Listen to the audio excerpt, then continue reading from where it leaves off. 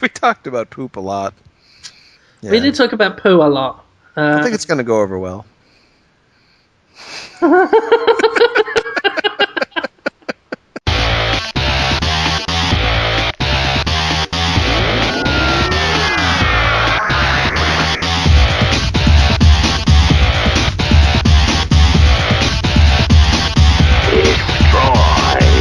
Hello. Hi, how are you? I'm very well, thank you. That's great. Yeah. I feel pretty weird. Why, Yeah. why do you why why do you feel weird, Jonathan? I can't think of anything that happened It today that huh? What? it's been a 1, 2, 3 punch in life. Things are going okay, but there's been a lot of reasons to feel a little self-conscious. Like, I wonder what people really think of me. I wonder how I can interpret the reflections that people give back to me and understand them If to only see there was what. some clue. If only there was evidence on the internet of people's opinions towards you. Yeah, what they think I'm worth, Yeah. what they want to show me in terms of when they think about me, what do they associate me with? Yeah, yeah. There's a lot of, and some people think, oh, he's great. Other people think he's a big jerk. Other people just think my anus is a fountain that's meant to be turned on and off remotely from a switch with a little sign. My head, I have a head, but the focus was clearly not on the head. A lot of time was on the detail of the anus and what's in there, what's And not the in depth there. and the depth of it, let's not forget. Yeah, yeah. The face is two-dimensional, but the anus is deep and long and multicolored. Wow. I don't know. I feel a whole new emotion. The guy who made it, in case people don't know, I assume we're recording this already. Oh yeah. Last week, I think it was Hamza who said, make a tribute to Podtoid in Minecraft. And I thought, oh yeah, eventually maybe someone will make something with all three of us doing something. Maybe it'll be something from the show. But no, this gentleman, his Twitter handle, you should follow him, is Killer Mime 93, just made a statue of me in kind of pixel art form, spreading my ass cheeks apart, and there's like pigs in my ass, and like a found. There's a and did you see my nipples? I've got like these huge, like erect brown nipples, and then there's my stomach is like this bizarre contraption that like works it so you can make. Do I have a penis? Is that a penis or a third leg? I don't It's even. the big Yeah. thing dangling between your legs in this Minecraft temple. Essentially, it's a temple of worship. Is a giant penis. Yeah. Wow. It's as long as my legs. And it's not erect. It's like long and sad and my face is And just it like urinates. Let's I not forget the other lever, because there's that lever yeah. just behind the statue with signs on it, and there's one lever labeled "Make Holmes poop," and the other one "Make Holmes pee," and you pull them, and then the liquid comes out. And what I liked was just the improvisation was perfect, because obviously to get stuff coming out of your that cavernous, if I Mm. may say so, that cavernous anal gaping, you need to use water. But he very cleverly put blocks of dirt. Is that what those were? Yeah, it's in the world of Minecraft. Those are blocks of dirt which he's put in with the water, so that chunks of we're to use our imaginations a bit, so that chunks of feces um, Why would you? Why? slalom out of your gaping tube sock anus. It's not in Minecraft, like what? Even with all the mods and the god mode and the you can't just make something in Minecraft in like 5 minutes. He didn't just wave his hand and oh it's done. The anus has been drawn. He had to like you know It took make a. him. It took him 3 days. I believe he told me 3 days. I don't even. That's all right, isn't it? Yeah, he I cared. haven't stopped laughing since I saw it, and I saw it a couple of hours, I think, before you did, or like 1 or 2 hours before you. I Um, literally just saw it. I woke up from a nap. I've been dead tired, I'm a and little that's disappointed. I was hoping you wouldn't have seen it yet because I wanted to show you and get your reaction live on Podtoid. But for those listeners who might not know, because some of our listeners aren't Destructoid readers, if you go on Destructoid.com, there is a post on the front page. I'll link to it as well in the show post attached to this on Wednesday. There is a YouTube video by Vid Sermon, who is a Destructoid reader, and the YouTube video, it's called Tribute to Jonathan Holmes. And it is just a detailed tour of this giant Minecraft construct he made of Jonathan Holmes, pulling his ass wide open, as Holmes has said. It's deep anus. yeah. With a It's nice mixture of pink and brown inside, so it looks proper, like, awful-like. it's a real yeah. I don't know who I am or what's become of my life. It's an ongoing question, but now I really, Done to the really don't Mask know. theme tune, though. The I whole love that video, thing. yeah, the tour of this Holmes construct is done to the Mask theme tune and timed. Like, the reveals of the various functions of the body are in tune to the music. So once it hits the chorus, that's when it pulls back and you get to see. The nipples and the weird machine. I'm like, that alone must have taken forever. He made like a functioning intestinal system, Yeah. pushes out poo. And you can see pistons going, just like things pumping in and out to get it to work. And I'm thinking we should attach something like that to you. If Oh you, yeah, yeah, I mean, I think I looked at it and I thought, you know what? What Holmes needs is a system of pistons and pulleys pumping in through his belly button. And we could just feed you various liquids and unguents. well the thing is, with that system, you can make me poo whenever you want. You just flip a switch, Oh, and the machine wow. makes me poo. Whether I'm not in, I'm a completely passive participant in this whole thing. The machine has no control, or me, I should say.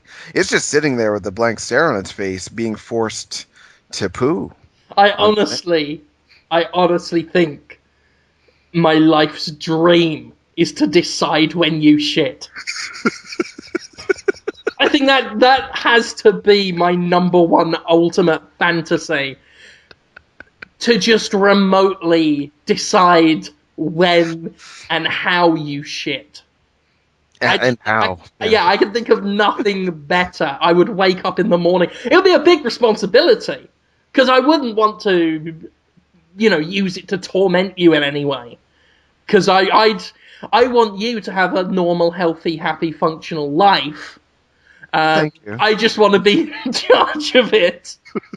I want to be responsible for your functional, happy, modern Rocco's modern life. So I would get, if you turned over the keys of your rectum to me, sir, I would take good care of it, and I would wake up in the morning and I'd say it is, 7 a.m., 6 a.m. Holmes probably needs a shit.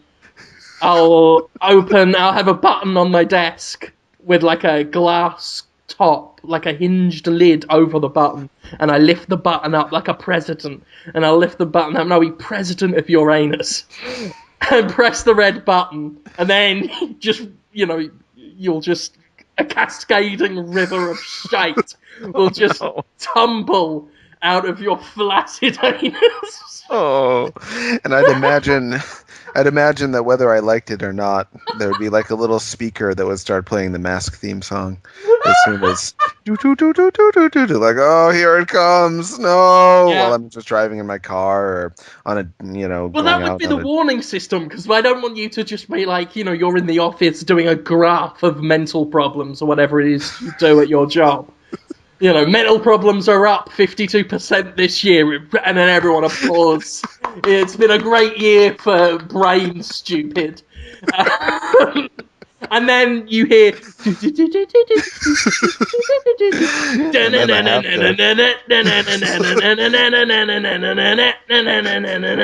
Mass Crusaders, battles overtime, and then you know you've got to get to the toilet because you know you'll be Tracker's gonna lead the mission, and Spectrum's got such supervision, and then you've got to really run to the toilet, and then and as soon as you hear the mask on the mask, that's when the valve just releases and it just cascades out like a chocolate fountain. Wow. And you are, hopefully by that time, you've been given ample warning because that's a long lead up to that chorus. And then you just sit there and just smile and be relieved and you know. Smile. Well, I mean, you know, if you've just gotten to the toilet and done a poo, it's meant to be an enjoyable experience.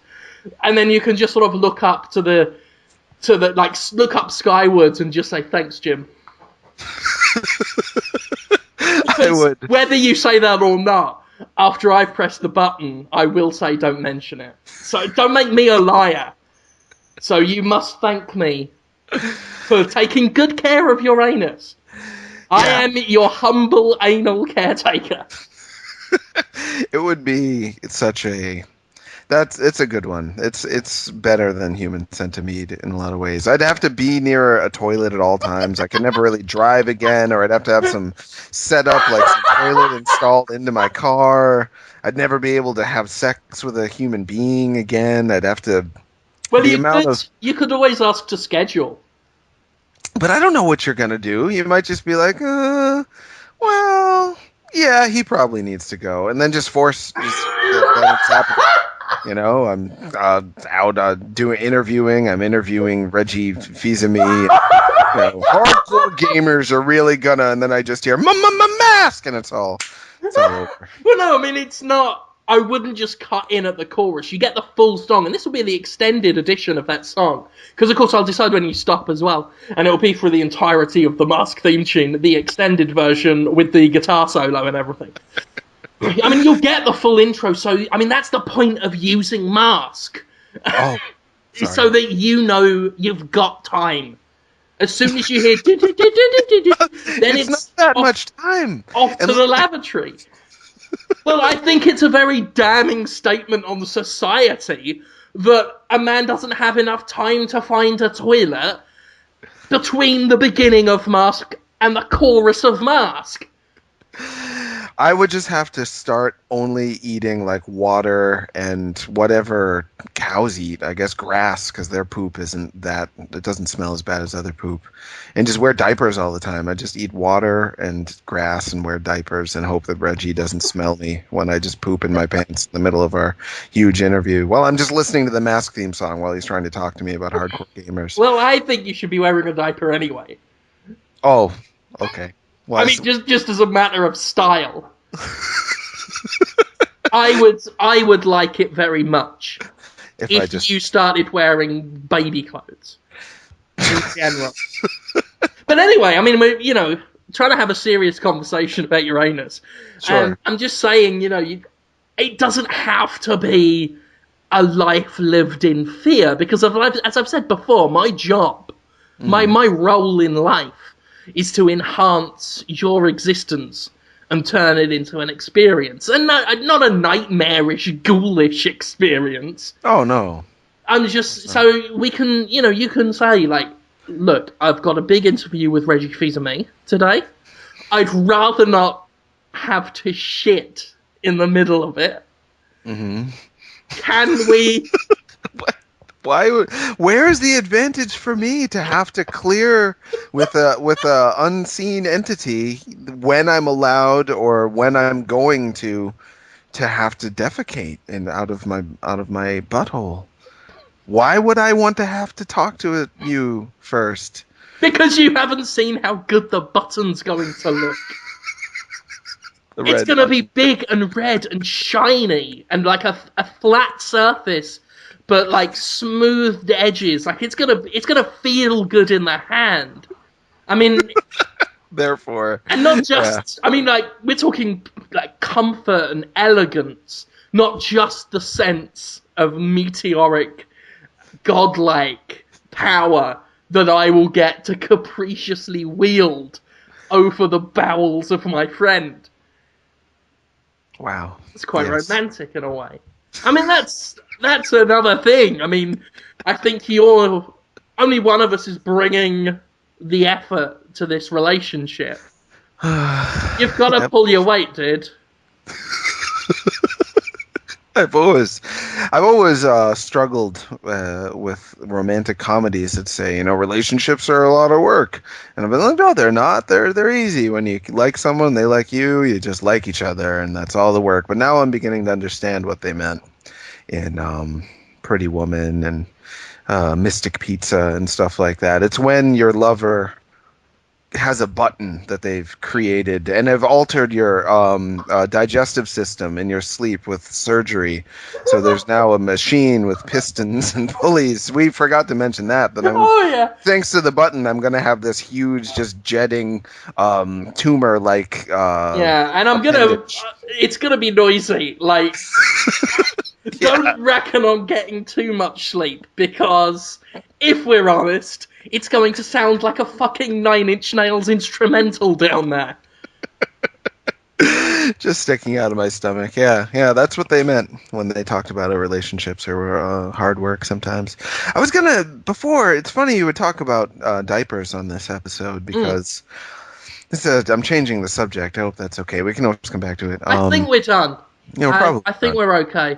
I Yeah. was just going to mention about you being able to schedule with me. I would exercise the right to veto, Okay. just to get that out there. But That I comes as mean, no yeah, surprise. onto Yeah. more civilized talk of diapers. It's not that good, but I'm wondering about. I was wondering about underwear for whatever reason this morning. Is it just like really thin, crappy diapers for adults? I mean, why do we wear underwear? It's just to keep poo and accidental pee from getting on our pants. Is that right? So it's just diapers then. I it it's interesting, isn't I it? was wondered, yeah. Why do we wear? Because I've gone without a few times. I've been like, can I get away with this? No underwear? Is anyone gonna know? Am I gonna like get hurt in some way? And no, no. As long as I don't wear the same pair of pants after a poo or something, then I'd be fine. There'd be no trouble in the pants, and everything would be great. It seems like maybe it's a scam or something like Valentine's Day underwear, just to get us to think, oh, got to wear those underwear, or else we'll get in trouble. Or does it really help us from getting poo on our pants? I I'm don't know. not sure if it's so much about poo Yeah. as separation. Okay. Keep the various objects away from each other so Okay. that they're not together, sticky and clammy and Mm. whatnot. Okay, that's a strong point. But then Yeah, you think about boxer shorts, which are pretty light and breezy anyway. it's pretty much all I wear. Yeah. Yeah, Mm. it's strange. I mean, I don't know the actual. I mean, Science. Yeah. yeah, I want to get to the bottom of that. Maybe it's sweat absorption. Maybe. it's quite possible. I mean, speaking as a fat, sweaty cunt, it's I guess there's a useful element to that. Huh, yeah, but not that useful. I don't know if there needs to be this kind of mandatory. Did you wear your underwear today? I think it should be as optional as just wearing a hat or something. Anyway, something the listeners maybe can edificate, educate us on. I just woke up too. Hopefully, I'm not going to be bad on the show. Been really, really sleep deprived these past couple of weeks. Yeah, underwear. Tell us about it, Yeah. listeners. Ties were the ones that always got me. It's like, I like a Mm. good tie. I like to wear a tie. I wear a tie on the Gymquisition every week. Looks nice. I don't get the point of them. I mean, they Mm. literally do just exist to be there, and it's like, why the tie? What does that? Yeah. It's weird. Maybe it's the vertical line, nice and slimming. I mean, it doesn't fucking work on me, but it's I don't know. It's interesting. It's Yeah, interesting the things we adorn ourselves in. it is indeed. I always just figured it was just a penis, the tie, because it just looks like one. It totally does, just dangling, That dangling. might explain why I wear mine long. I have Yeah. mine like I want the point at the end of the tie as close to my little mushroom pellet as possible. And that might be a compensatory thing. I have to wear ties now, and I wore it too short one day, and women were like, No. Yeah. Like, what do you mean? They're like, you can't have a short tie. I'm like, okay. Didn't really think about it until now, but maybe it's yeah, maybe it's just all phallic fun. I have no idea. Yeah, just an idea. Yeah. So Maybe. you're playing Diablo 3. I'm playing Diablo. the Diablos 3. I say Diablo. Diablo. I say Diablo. Okay. Diablo. How is it? Yeah. I like Yeah. it. Okay. It's, it is what it is. It's a hack and slashy, dungeon crawly, looty. Basically everything you don't play. Mm-hmm. Just Um, game. yeah. It's Jonathan Holmes, the not game, basically. I'm enjoying it. I'm digging it. It's cool. Made a demon hunter. I run around with twin crossbows, like little mini crossbows, jumping around and laying traps for skeletons. Huh, So that sounds fun. it's pretty Yeah, fun. it's still the isometric view, right? The old Diablo top-down. Yeah, yeah, yeah. I always thought it was so interesting that a game that looks like that manages to capture people's imagination in this modern day. I love games with a more kind of retro look to them like that. Even though the graphics are very well done, the it's not trying to be like first person or really traditional third person either. It's like old style top down Legend of Zelda type thing, and yet it still resonates with people really great. That's Yeah. so impressed me. I mean, the simplicity of it as well. Like, the point of a game like that is just run around, stab stuff, get more powerful, stab bigger stuff. Yeah. And it really still speaks to a lot of people, and I love that. I love that. I love to see the game industry move forward. Hmm. I've got an open mind about new ideas, but I always love just that little confirmation that the old stuff is still very welcome. And so Yeah. it's good to see that. Not just Diablo, Torchlight, and Sacred. Sacred 2 is quite good as well in a funny way. So yeah, it's Diablo's good to see. It's good to play again. It's still weird with the whole online stuff. Oh yeah, that's already caused some comedy memes on the internet, I've heard. Yes, I've Yeah. seen a few pictures. Quite funny, quite amusing ribaldry. But well deserved. I mean, fucking hell, it's. I understand their justifications for it, but it's just so very telling of the game industry today that Diablo isn't letting people in because they can't log in to the servers that can't handle the stress test of all the people that that's video games in a nutshell for you right there. Yeah, You yeah. know. So people might not know on the podcast. It's just so I have it right too. You try to create a character, is that right? And Diablo 3, you always have to have your online connection in order to even play the game, let alone make a character. But the connection between the game and the online server is screwing up a lot, so people can't make their characters. Is that right? There are several problems. Okay. There's choose your own adventure, essentially. We have Error 37, which is the big famous one. That's simply people trying to log in, it taking like a good while, like 40 seconds, and then just saying we can't connect. That's a simple it can't connect. Then we've got the character creation error, which is if you get logged off or if you log off just after making a new character, I think. When you try and log back on, it will tell you all your character slots are full up, so you can't make any more characters, including, I guess, the one that you were making. So you can't Oh. get a character. There's a couple of other different numbered errors, which are just disconnection errors. There is also a problem with the Demon Hunter class, where if you give a shield to this follower character before you officially hire him as a follower, you get logged out and you literally can't log into your Battle.net account ever again until you do other Wow. stuff. There's one other thing where they're asking people as a temporary fix to log into Windows as a new admin user and then access Diablo 3 through that. Whoa. Yeah, some of this stuff I think has been very quickly fixed within the past hour at the time of recording. So Okay. some of these might have gone away. Yeah, I think they're going to have trouble with the servers for a little while though. Because it's just Yeah. yeah. Huh. I've not had How any problems myself getting in. I have been disconnected a few times. I don't know whether there's an inactivity thing though, because I always got disconnected while I had just the game paused and the menu up, and then I've kept it running in the background while I did some work or other online activity.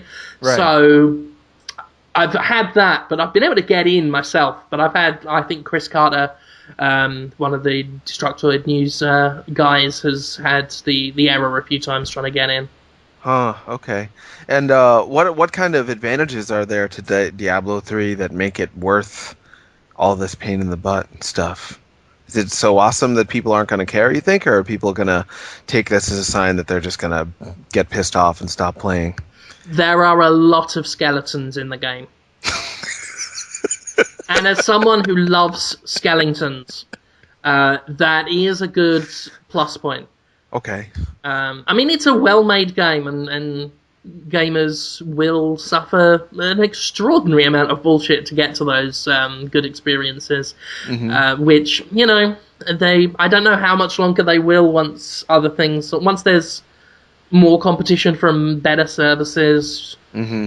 Customers will put up with bullshit until something better comes along. So we'll see what happens. But for right now, I mean, Diablo is from what I've played, I've put a good few hours in it today just to test it out and stuff. And it's worth the hassle I've had, which was just a few login errors.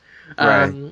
But then I've not experienced the extent of some of the problems people have had. Sure, for So sure. I Huh, can't it'll be speak to that. interesting.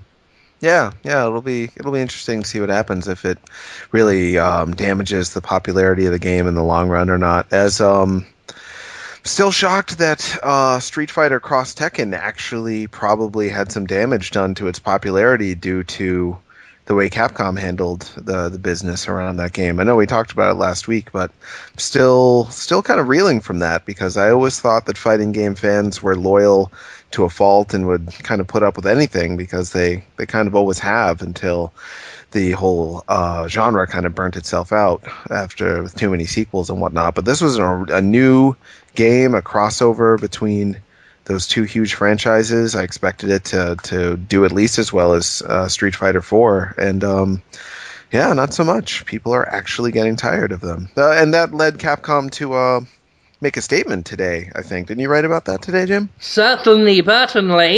Yeah. I did. What did they do? I Oh, didn't get a well, chance to read it because I was asleep, but I heard about it. I heard this happened. well, Jonathan Holmes, Uh my huh. my little Disney's that darn cat. That's my new term of affection for you. They've said they might just be blowing smoke up their ass. You've always got to prepare for that possibility. But Sven, Kristen Schnappen, Oh, Sven Christensen, is that his name? that's a less racist way of saying it. I don't know whether it's race. I don't know what one he is. Yeah, he's the I'm Capcom. making it worse. Oh, I'm being worse and more racist. he won't mind. It's okay. It's okay. I think it's a European name, and I am technically that, so it is okay. Yeah, it'll be fine. Yeah, it's fine. It's fine. It's fine. Don't worry about it. God bless you. Anyway, he wrote on the Capcom Community blog that they are reevaluating their DLC policies for future games. The implication seems to be that they're not going to put stuff on the disc anymore. Seemingly confirmed by the fact that he said that because he was trying to get out of trouble for Mm, some of the other games coming up, like Dragon's Dogma. He said Dragon's Dogma will ship with on-disc DLC, and I think they're trying to come out and say it first so they don't get someone else expose them. right. So they've kind of just as good as undercut any accusations of that by coming out and saying it. But the implication seems to be that in future they may not do that, which I'm all for that because playing a preview build of Dragon's Dogma and getting essentially pop-up ads for DLC Whoa, really? Huh. kind of takes you out of the experience a little bit. I was saying about this the other day because it's not just Dragon's Dogma. There's all sorts of other things where like a character will come up to you and say, "Oh, help me, orcs have invaded my village. Please give me $5 of real American money and you can go fight them, thanks." It's kind of bitterly amusing, I guess, that the more developers make their games immersive and believable and try and absorb you into the world, the more there's this corporate bullshit going on, dragging you right back out of that world and reminding you that you are playing a product. You're not in a fun fantasy kingdom where everyone thinks you're the hero. You are playing a product and you've got to pay the piper. Yeah, it's like panhandling in game. That's crazy. I'm yet to experience that. Did they do some of that in Gotham City Imposters too, or is that just a game that was designed to fund itself via just selling you tons of add-on content? Is that right? Can't remember if they actually beg you for money in the game though. I mean, there was a lot of stuff for there was items for sale for real money there. I mean, it was essentially a game with a free to play model that you paid $15 for. And a lot of people justified it by saying, "Oh well, a lot of the stuff you can pick up just by grinding," which is fair enough. But you can still do that in a lot of free to play games anyway, and they're free to play. You know. Right. I mean, not only is a game like Blacklight Retribution a better shooter than Gotham City Imposters, it's also actually free. It's interesting the way it's coming back. The games used to be designed so you played them in the arcade days. I mean, you'd go to the arcade and you'd play a game that was designed to kill you at just the right time, so you would feel invested, like you knew what you were doing. So you'd put more money into it to continue. They wouldn't in Double Dragon kill you in the first level. They'd let you beat the first boss and feel like accomplished, and then start just kicking your ass terribly in the woods level. God damn it. The woods level of Double Dragon still gives me nightmares. The nunchuck guys come out, and now they're kind of bringing that model back, where the design isn't around maximizing how much fun the player has. It's giving them a little taste and then begging them for more money to try to get them to complete the experience by just paying extra for it. That's crazy. Weird internet. Weird future we're having. I'm all freaked out by it. Yeah. I mean, there is that element to it, but I like the free-to-play model in theory. I like the idea of it. I like the idea of making a game that people enjoy playing for free to the point where they want to buy content rather than feel they need to buy content.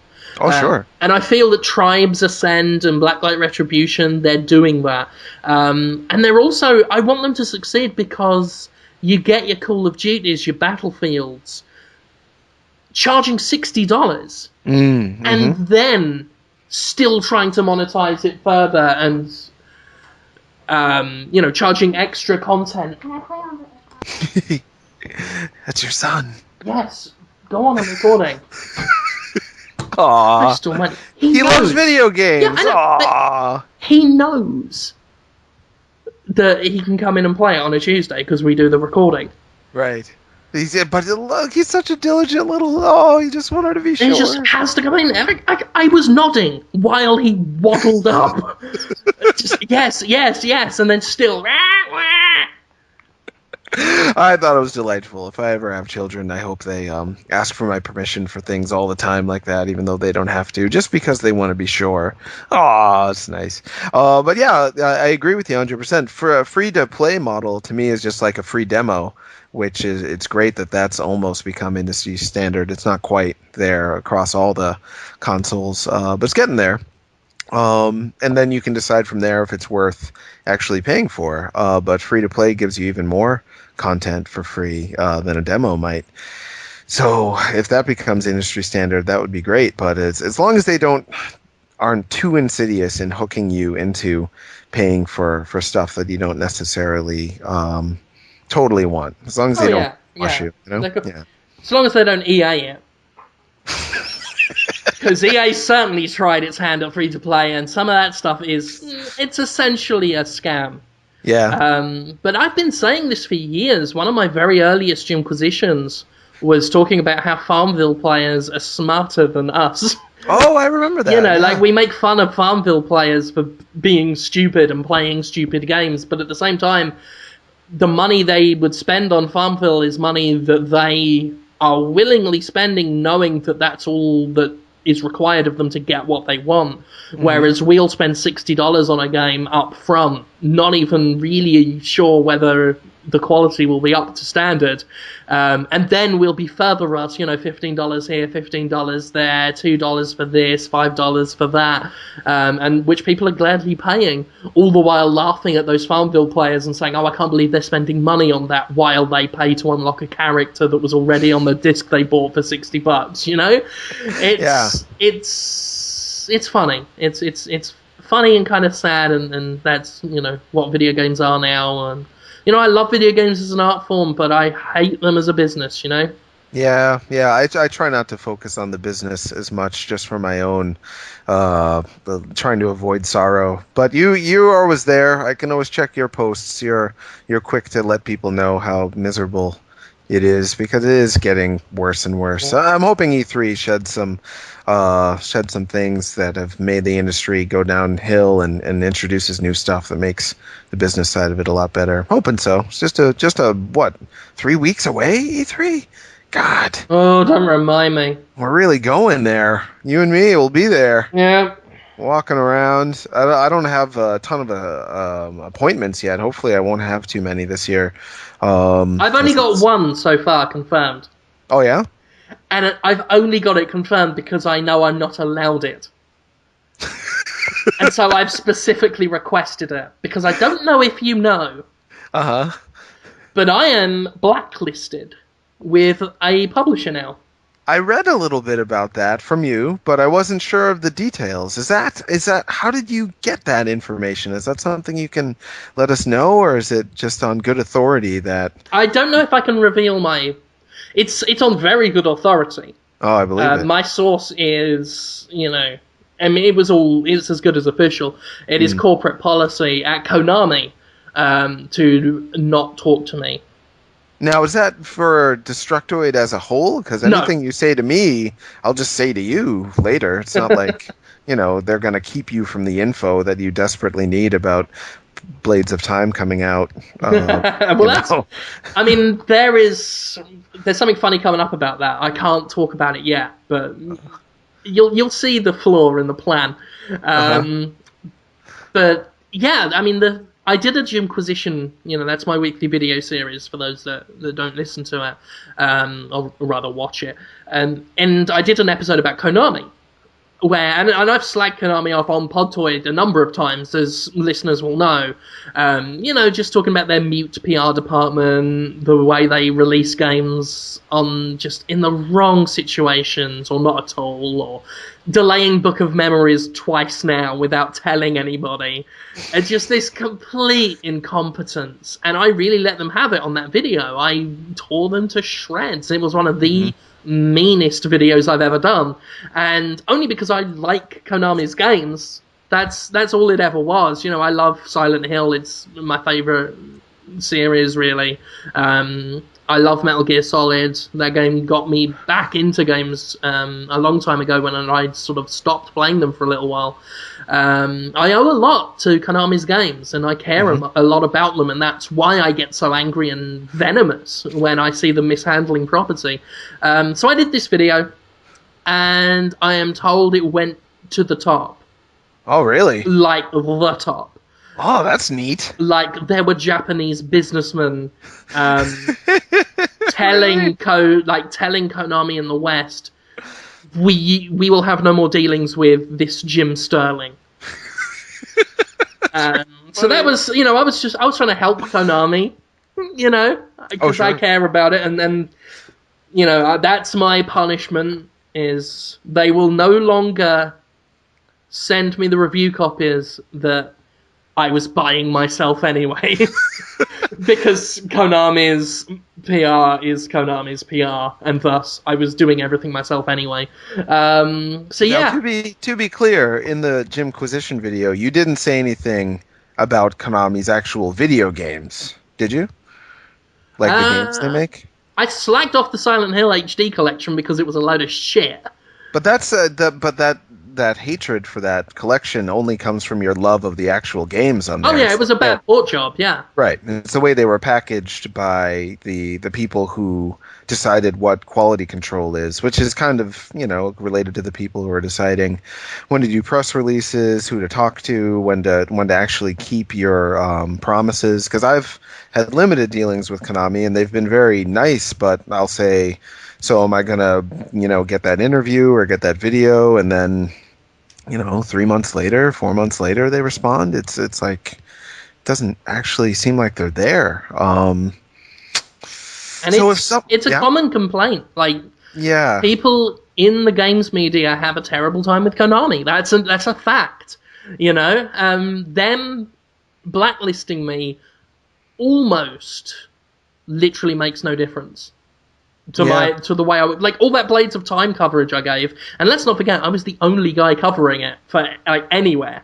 Was all done without Konami's help. In fact, it was done because Konami wouldn't do or say anything about it. Same with the Silent Hill Book of Memories stuff. Like, there's stuff coming, and it's going to get out, whether, with their blessing or without.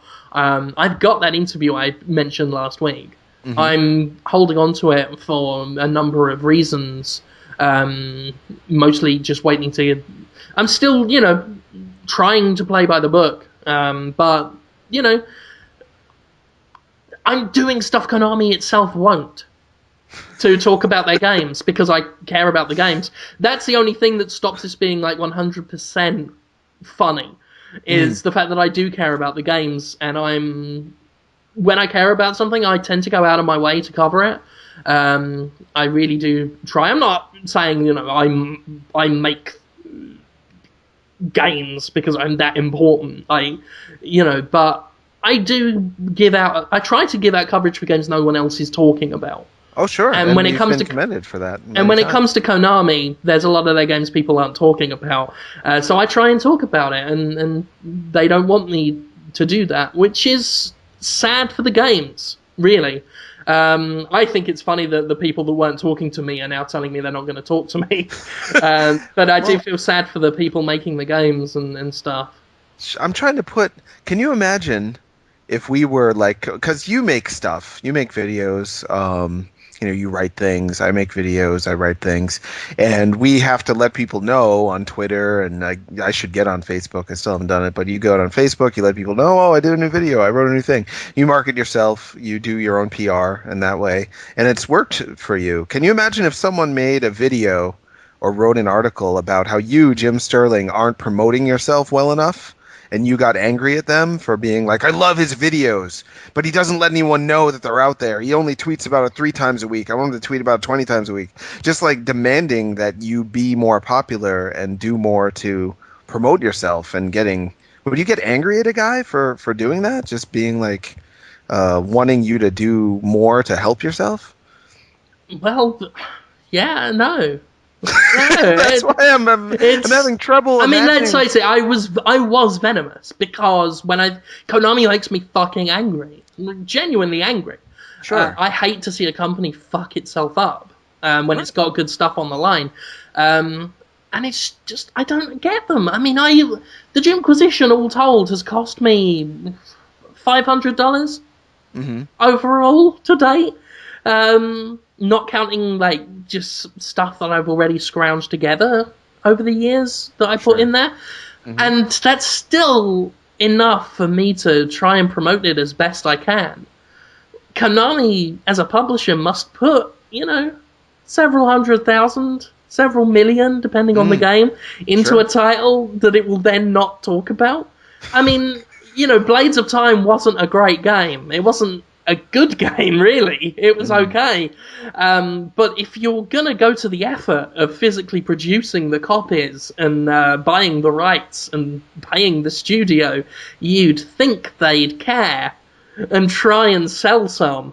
At this rate, between everything they've done, I said this on Monday when I talked about Book of Memories' new delay that they hadn't told anyone about.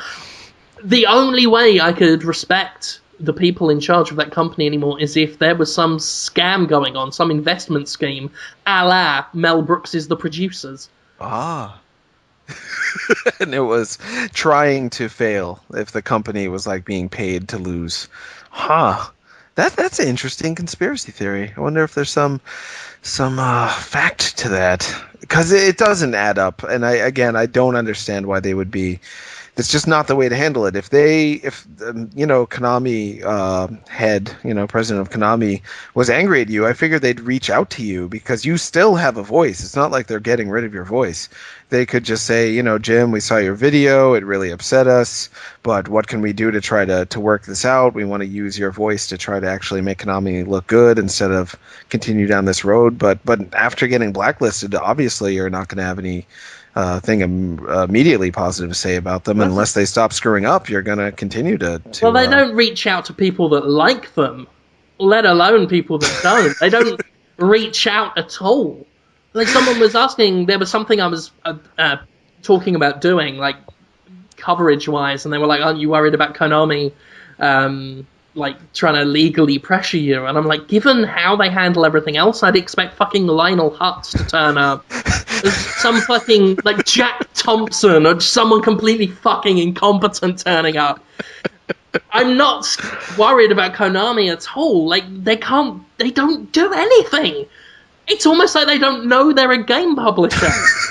It wasn't always this way. They used to do fairly cool stuff sometimes, marketing-wise, and connect with people. I wonder, it'd be some fun journalism to find out why they're so much worse now. I wonder if we could find out. They probably wouldn't tell us, but it'd be worth asking. That'd be fun. Yeah. On my end, you know how I was talking with the WB about talking to women about video games. Oh yeah. They seem like they've got a plan for potentially putting that video out there. I got a very nice email from them today saying, "Oh, how about this idea?" Very, very open to it. So that was nice. I was worried that I had somehow infuriated them or they just didn't like the video or something, but they still seem positive about it. They're just being very strategic. So they're a publisher that doesn't hate me. Yay! And That's a publisher neat. with a strategy. That's Yeah. nice. A publisher that with plans and tactics and business. Yeah, they're thinking. They're working. They're working their jobs. Yeah, Good for good for them. them. Yeah, good Yeah. for them. Good for them. I like those guys. WB. Well, I'm out of video game news to talk about, Jim, but I literally just woke up right before the show started. I woke up, I saw my virtual Minecraft anus, and then you called me. So my brain is That's the best day I could imagine. it's still haunting me a little bit. It's Oh, just kind speaking of haunting, uh-huh. when am I going to get to haunt you? like a ghost? Something like that. I was watching Paranormal Activity last night, as I sometimes want to do. Uh-huh. I like the Paranormal Activity films. So sue me, yeah? I still haven't seen them. They look all right. I like them. I like found footage films in general. You know, your Blair Witches, your Troll Hunters, that kind of stuff. Sure. And I was just watching it and I was thinking, why aren't I doing that to Jonathan Holmes? Why shouldn't we? I'm thinking, at your convenience, Yeah. set up a video camera in your bedroom while you sleep. Every night, I'll break into your house, pull your bed sheets off, pull you out the bed, kick you a bit, and run off. And then the next morning, you sit through 12 hours of video footage with your hand over your mouth going, oh, what's happening here? Oh, it's like when I was a child. Oh, I'm startled and astonished. Is that what happens in those movies? Minus me doing it. So you want to just basically be an assaultive burglar who doesn't actually steal anything. You just I would steal your sleep. sense of security. Yes, you would. Yes, you would steal that. Your privacy and your dignity. And we would call this paranormal friendtivity because I am your friend. We are friends, absolutely. I consider you a good friend. Oh, life just made me assess my life. Those words came out, you know. I consider you a good friend, and then I thought, anus wants to kick me in my sleep, talks about having sex with me a lot. Yeah, yeah. Adult Oh, there's been life. some developments on that as well. Really? Yes, I don't just want to have sex with you now. Um, See, I really thought you were going to say, I'm over you. I realized that whole thing was just weird. Why was I doing that for so long? I was really like, it's finally going to happen. He's no longer. I'd be a little sad, you know, I wouldn't be as flattered, but overall it would be oh, better. well, then you're going to be really flattered then. Okay. Because I've decided now, I know how we're going to do it. Um, I want to be sat on a couch, right? And there's this position that they do on the films where you are squatting over me with That's, your feet on my milky thighs, and then you're ouch. just squatting and bouncing up and down on it while I'm going. Oh, While I'm sex going. toys.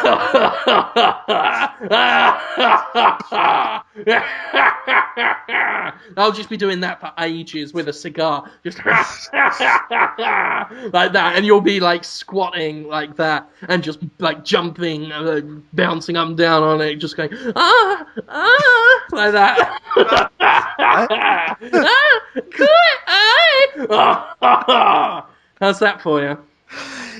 wow. Just the sound alone sounds like something from erotic Japanese anime, but it's me who's the opposite of an anime character, just kind of a middle-aged looking, tired, indistinguishable race guy. You want me to be like It's pretty much I'm just really like not. that. Yeah. Yeah, that's not. Wow, what is that position? Is that reverse cowgirl or regular cowgirl? I don't know my sex talk. Something like that, right? I don't know my positions either. I'm not a big fan of the position. It usually creeps me out. Mm, Except that creeps you out. when Yeah, it's the image of you doing that. it's then it's fine. Then it becomes a beautiful thing. I can't imagine how that would ever happen. If you were an erect penis being like, sit on my penis, I'd be like, I don't wanna. And it would be very hard to get me to sit down on it. You'd have to like wait, you know, What push if me. I disguised it as a chair? Just had a whole chair set up, and then I don't know how you do that. Yeah, yeah. Well, that could work. I could be tricked, I suppose. Not to give you ideas, but I'm known for being a little gullible, so anything's This is possible. brilliant. Like, this is why I'm sad that I don't live in your house. Yeah, I Because can't even imagine what my life would be what like. is my favourite Looney Tunes character? I hear everybody asking. Wile E. Coyote and Roadrunner. Oh yeah. Yeah. Our life would be that, but sex. Where you would be the little meat Roadrunner, and I would be the forlorn Wile E. Coyote who's meant to be the villain, but we're all on his side, really. Creating different traps and just waiting around the corner because Yeah. the Roadrunner lives a full life. He's out on the road doing whatever he wants, whereas Wile E. Coyote's life just revolves around because he needs the Roadrunner to survive. That's his food. So And very much in the same way, I need you to survive. wow, wow, people could feel the shivers going down my spine. You said that just now. I was just like, oh, wow, what trouble I'm in life. It's interesting, you know. You get in big trouble in life. You don't really realize it at first until suddenly you're sitting on a penis that you didn't see coming. Oh wow, it really did happen. I'll Yeah. tell you what, though. Mm, I'm not even going to finish. Literally everyone knows I'm going to say, "Oh, you will see it coming." But I figured I'd be a bad person if I carried on and said that. So I, that's okay. I liked what you said. It was yeah. good. I was thinking about a new segment for the show. I didn't ask you about it ahead of time. It just came to me. Oh, why am I talking like that? I'm giving you so many. Anyway, um, what do you think about doing a segment on the show where we try to pitch sex toys, but in an impassioned way? Is that fun? That could be funny. Maybe? Expound. Okay. My friend Andy, you could follow him on Twitter. It's at Blue Tapes. BLU tapes at Twitter. That's now I'm thinking about that. We all accused him of having his own homemade pornos that were called the blue tapes because he had these weird blue VHS tapes in the 90s. And he named his Twitter name after that. That's weird. He does all my video production with me, or the bulk of it. He does most of the talking to women about video games. He's done all my running around E3 videos. He shoots them and edits them with me. And his girlfriend works for a company that makes Lifetime original movies, Lifetime being the channel for women. And she's making one of these movies, and she needed a blow-up doll. So Andy, being a good boyfriend, went out and bought one for her, but he still had the box. And he just emailed me the box. It's called Becky the Beginner Love Doll. And it has a picture of a real woman on it who's quite attractive, but the doll itself is just basically a glad bag with a woman's face drawn on it, and it's colored pink and has like arm and leg holes. And it's I'll read you the back of the box, which is supposed to sell you on buying the doll. Meet Becky the Beginner, the tight teen sweetheart who's wet behind the ears and even wetter between the legs. This hot little virgin has never experienced a real man before. She's saving her best experience for you. Her 3 thrilling love holes are tight and moist. She's ready to explode in anticipation. Never mind giving her your wallet. Give her your rock-hard pleasure rod. And show this beginner babe the ropes. And it's a doll. It's just a big plastic, it's a big plastic doll you're supposed to show at the ropes. Yeah, I thought that was a pretty funny description on there. Maybe that could be an ongoing segment. I do a similar thing at home. I will scroll through the TV guide, Yeah. going through the adult channels, and just start shouting the film synopses at my wife. That sounds good. I like your reading of that, the dispassionate thing. Yeah. If you can find more, feel free to read them out. I like that. I'll probably forget, but I most of the time, if I have an idea, I'll do it fairly well, and then you'll do it incredibly well. So if it comes to mind for you too, feel free to bring one on the show, and I'll let Hamza know. Hamza's doing all sorts of things in his life. You'll probably bump into some sort of sexy talk along the way. There you go again, implying he's some sort of curb crawl.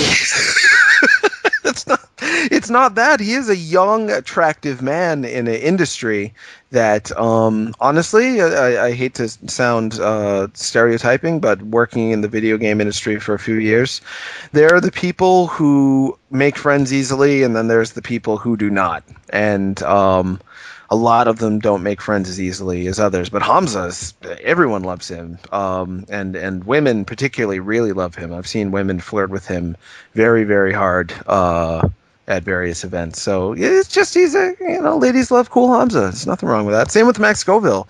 If he didn't have a girlfriend, I'd say the same thing about him. The women, you've seen what happens with Max at shows. The women are all over him. Yeah. So, yeah, he's a gorgeous man. Well, they might be happy with their women, but we get all the men. I do get a lot of... I put up a new Talking to Women About Video Games last Thursday. I wasn't sure if it was any good. I went to go check the comments and YouTube.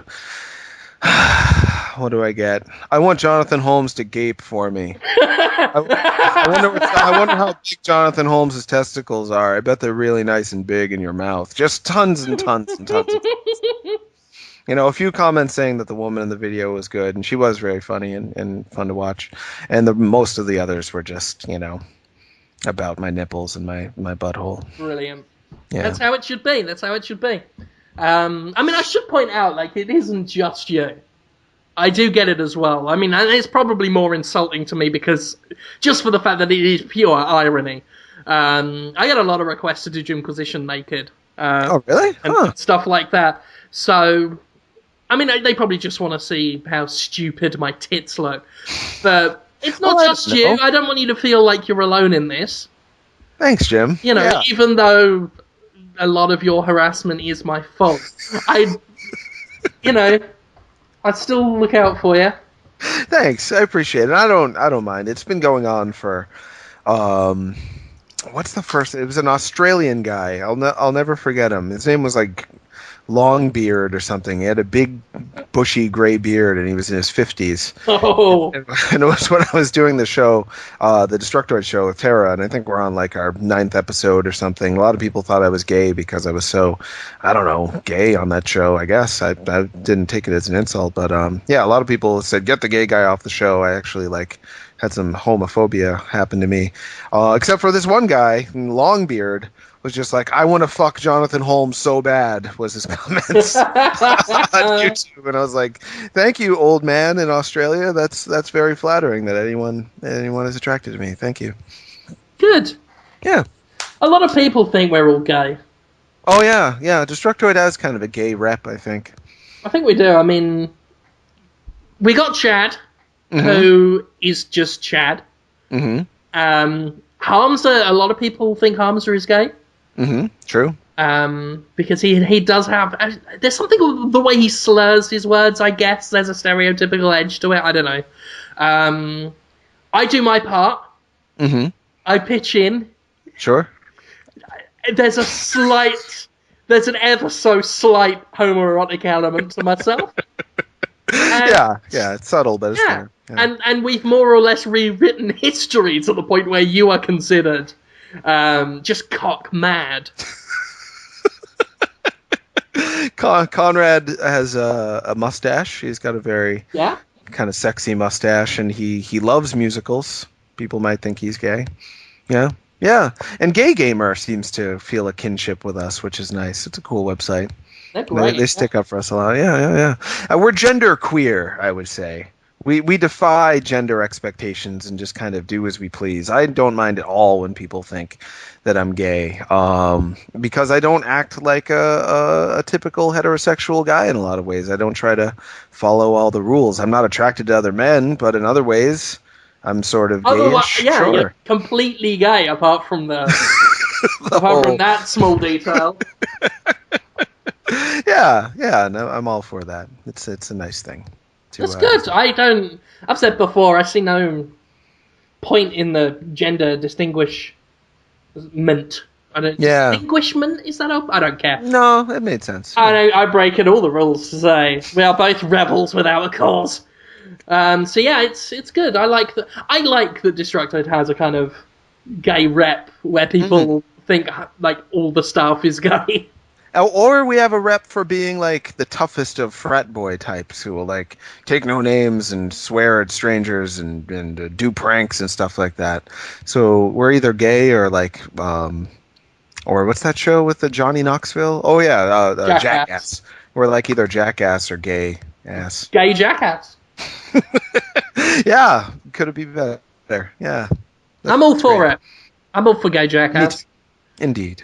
The gayest jocks in town, that is us. I wanted to say a thank you to a Podtoid listener. Oh, yeah? Mentioned him before, Brian Green. Just more money than sense, I think. Constantly insists on buying things. And he demanded that I put a plush chestburster alien on my Amazon wishlist so he could get it for me, which I did because fuck it, free stuff. And then he threw in the Facehugger one as well. So I've got this plush chestburster and Facehugger. More to the point, however, there was something else on my wishlist that I had recently added. And I put a lot of stuff on the wishlist just as reminders for myself to get later as well. But I am now the proud owner of two, up to the elbow they go, full-length, massive Xenomorph latex gloves.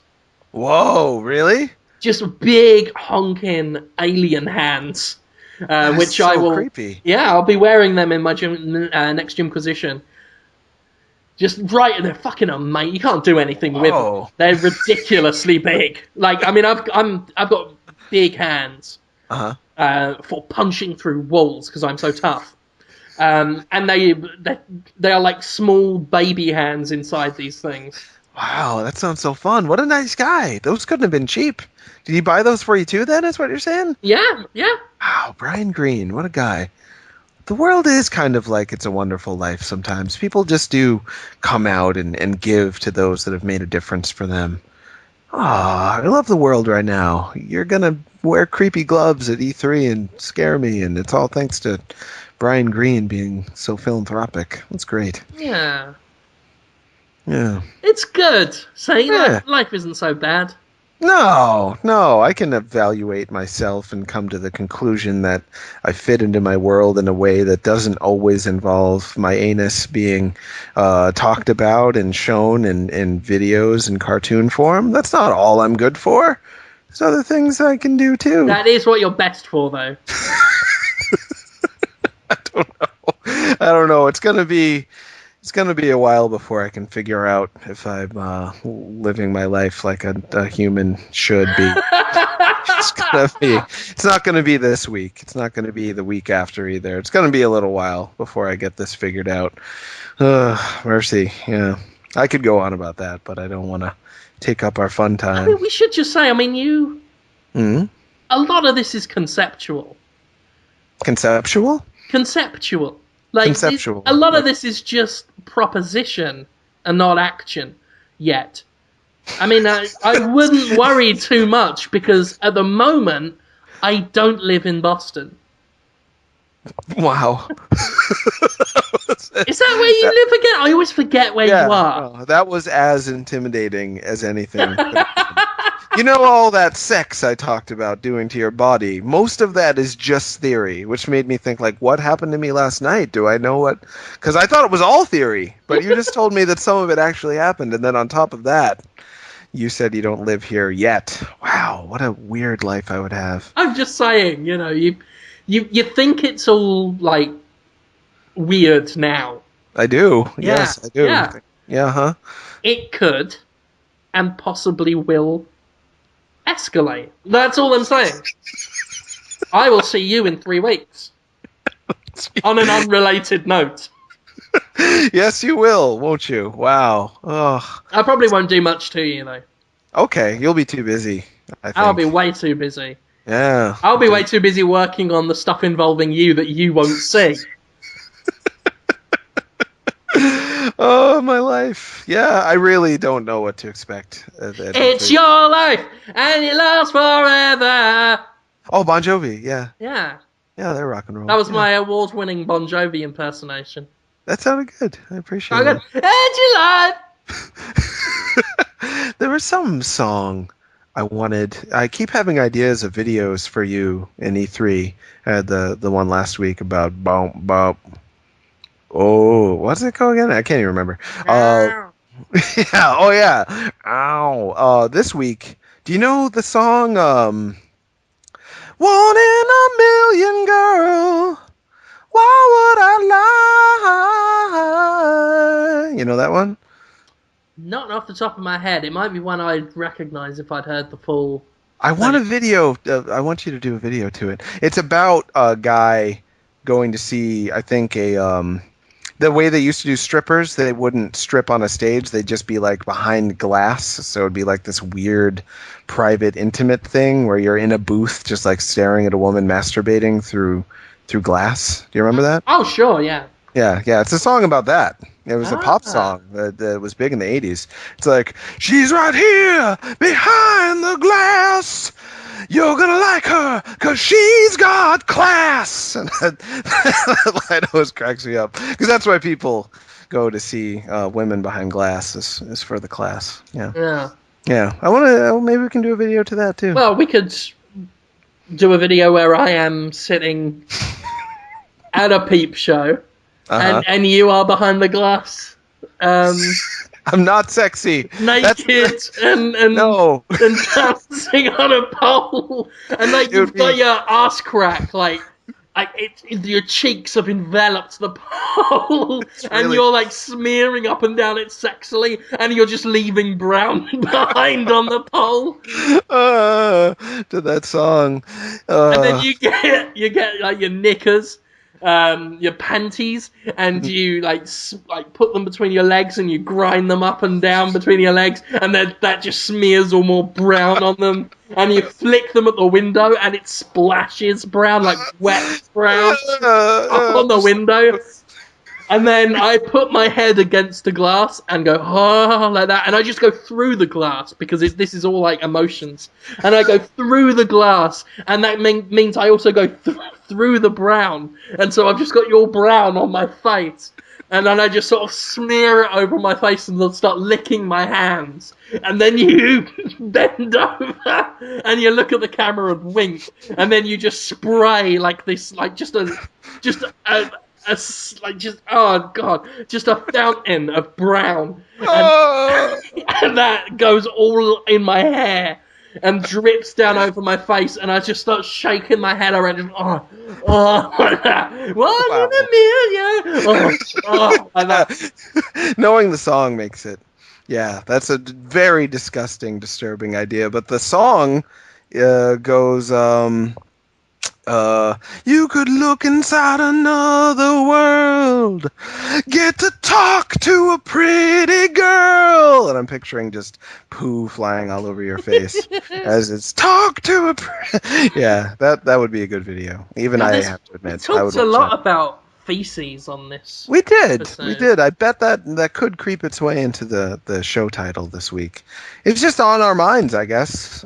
I can't help but be thinking about it because, like I said, first thing I saw when I woke up was just someone trying to simulate me pooing on the internet, on YouTube, on the most popular video website, and I will not be surprised at all if that becomes the most popular video I've ever been involved in. Out of all the videos I've tried to work on over the years, that's going to be the one who gets 1 million views. I would like that. Yeah, you would, and it would make sense to me in a sad but true sort of way. There's nothing sad about this. I'm gonna try to come to terms with it. Yeah, it's not sad, you know. You need to stop that because people like feel really sorry for you, and they think I'd bully you. Yeah, I know. I'm always surprised when they say that. That's nice of them to want to stick up for me, but Jim is my friend, and it's all. I understand where he's coming from. I never feel like I'm gonna get. Yeah, I'll be coming from right behind you with my penis in your balls. I want to fuck your balls. Ouch! Just bumping into them. Yeah, just smashing them. I saw a man with a giant penis and balls. Oh yeah, how big? You think? It's on a video today. I mean, I'm not even joking.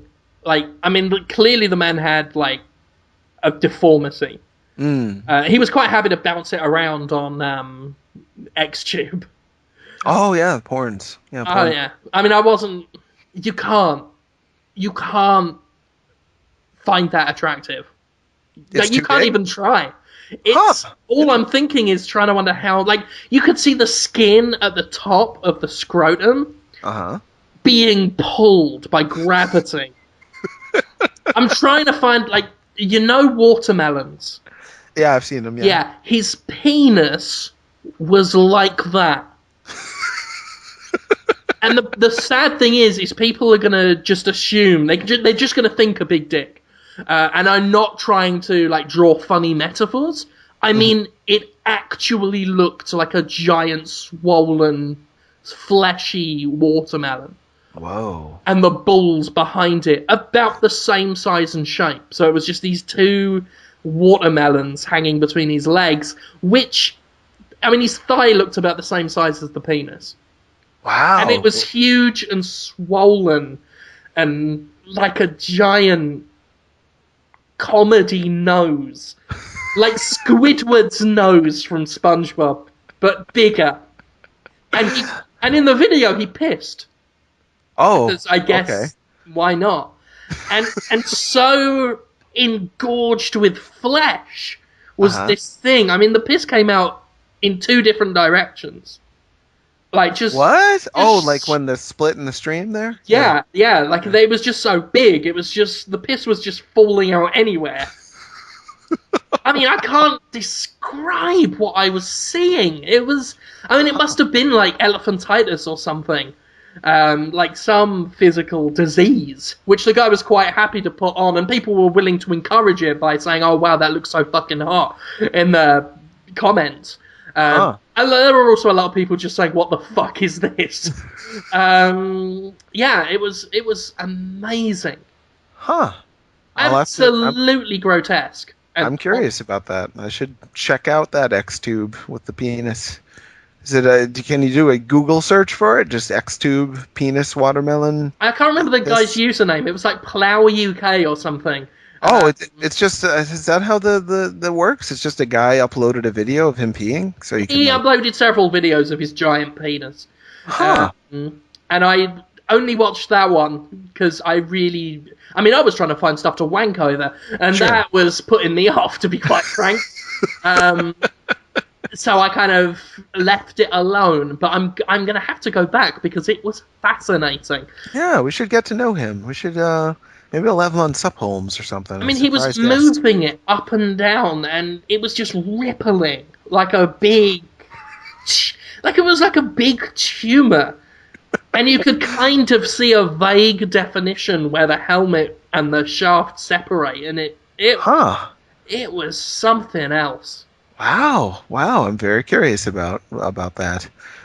Sounds like something I've never seen before. I should look into Like, you that. know when a flea drinks like multiple times its body weight in blood?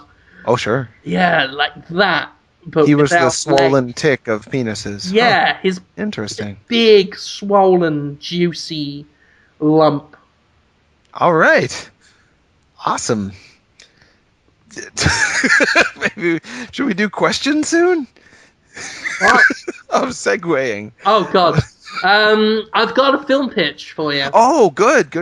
Yeah, I didn't mean to cut you off. That's okay. Let's hear the film Yeah, pitch. I really needed to stop thinking about the giant. It sounds mesmerizing. It sounds like it can take you into a like MC Escher like world in your mind where you're going up the stairs and down the stairs at the same time and you never actually get anywhere. It's just penis. Yeah. Yeah, I mean, it's exactly like an MC Escher painting. If MC Escher exclusively drew giant bonobo monkey noses That are hissing in two directions. Maybe diseased too. Maybe he's got a disease. Possibly. Yeah. It's one of those things where it's like, he thinks it's a blessing, but he'll probably be dead in 5 years. Oh, well, God bless him. Let's wish him luck. How do you live life like that? Anyway, sorry. Film pitch time. As you know, ladies and gentlemen, every week we come up with a film pitch for acclaimed actor Willem Dafoe. Mm-hmm. And I got a good one this week because I'm a deeply spiritual man, as you know. And I like to celebrate the life of our various religious figures. So this is a very personal film to me. It's called The Crucifixion of Mary J. Blige. And it tells the story of Mary J. Blige's miraculous sacrifice, the passion of Mary J. Blige, if you will. Her final days in the Garden of Gethsemane. It begins with the Last Supper of Mary J. Blige as she speaks to her disciples, or her disciples, if you're French. What? Wait, what? Mary J. Blige, the singer, wasn't she married to? She's married to Biggie Smalls. Is that right? Mary J. Blige, the famed singstress. That is how she lived her life, as a humble. She's still alive, right? No. Huh? She's still alive, isn't she? Still kicking around, doing some pop songs. In many ways, she is still alive. Okay. But this is before her resurrection. This goes right back to the times before her crucifixion for mankind's sins. So Mary J. Blige had a Last Supper and was later crucified for her sins, and this is telling that story. Okay, yeah. got it. So we got Mary J. Blige, who will be played by both Tia and Tamara from Sister Sister. They're gonna swap out, like, because we can't tell the difference because they're twins. True. And I want both. You can't have one without the other, really. It's like those two fat ginger twins that were in Gremlins and Terminator 2. Oh yeah, I love those guys. Yeah, you got to find a role for both of them. Mm-hmm. So Tia and Tamara from Sister Sister, and that's how they'll be credited, will be playing Mary J. Blige, who at that time in Galilei was a famous singer of her time, of her generation. Wow. I'm so confused. This is like, well, because I'm still kind of half asleep. I've been like nursing a cup of coffee and trying to stay awake. And so Mary J. Blige is played by two sort of attractive, now in their 30s, probably twins. Yeah. And she is God's savior. She's the son of God. Is that right? Or is that what you're saying? We keep it ambiguous. Oh, okay. You know, was Mary J. Blige the son of God? Was she just a man with some good philosophies, some good ideas, who ultimately was punished for trying to change the Jewish belief system at the time? You know, we don't know. Obviously, in my faith, we have a very deep reverence for Mary J. Blige. So that's my interpretation. Okay. You know, there is a spooky devil in it, obviously, that pops up every now and then trying to tempt Mary J. Blige in the desert, or just staring at her, looking all creepy, you know. I'm beginning to get it. Is that Willem Dafoe's character? No. No. No, Because I'm waiting for the this. spooky devil is played by Melissa Joan Hart, who is She's not spooky. who was famous for playing Clarissa Explains It All and Sabrina the Teenage Witch. Yeah, she's a America's sweetheart. She's a girl next door. This is a Willem Dafoe to pitch, right? She'll look spooky when we put a moustache on her. No, she just looked like a little girl wearing a mustache. She'd be cute. Not if the moustache has got devil written on it. In red paint, so you know it's scary. So we got Melissa Joan Hart wearing a big black moustache with devil written on it in red. And she just keeps pointing at Mary J. Blige saying, eat some bread. And Mary J. Blige is like, just fuck off, devil, you prick. Stop it, okay? And of course, she's winning that war because she's Mary J. Blige. What she doesn't know is Judas, her traitorous friend, who will be played by... Yeah? Malcolm McDowell. Come on, why are you doing this to me? I can't... Okay, I'm sorry, yes, continue. What do you mean, why am I doing this here? This is a Willem Dafoe pitch. I'm in such hot suspense for the Dafoe-ness. I'm just getting this kind of... Just enjoy the great movie! Okay, so the one who's gonna betray Mary J is Malcolm McDowell. Right. Playing Judas, who goes to the... Now, we've got a bit of a problem here. Yeah? I don't want to be accused of anti-Semitism. Of course. But I am scheduled to have Danny DeVito and Brendan Fraser wearing giant noses with big beards and big tall hats, who's eating bagels, spending their whole time going...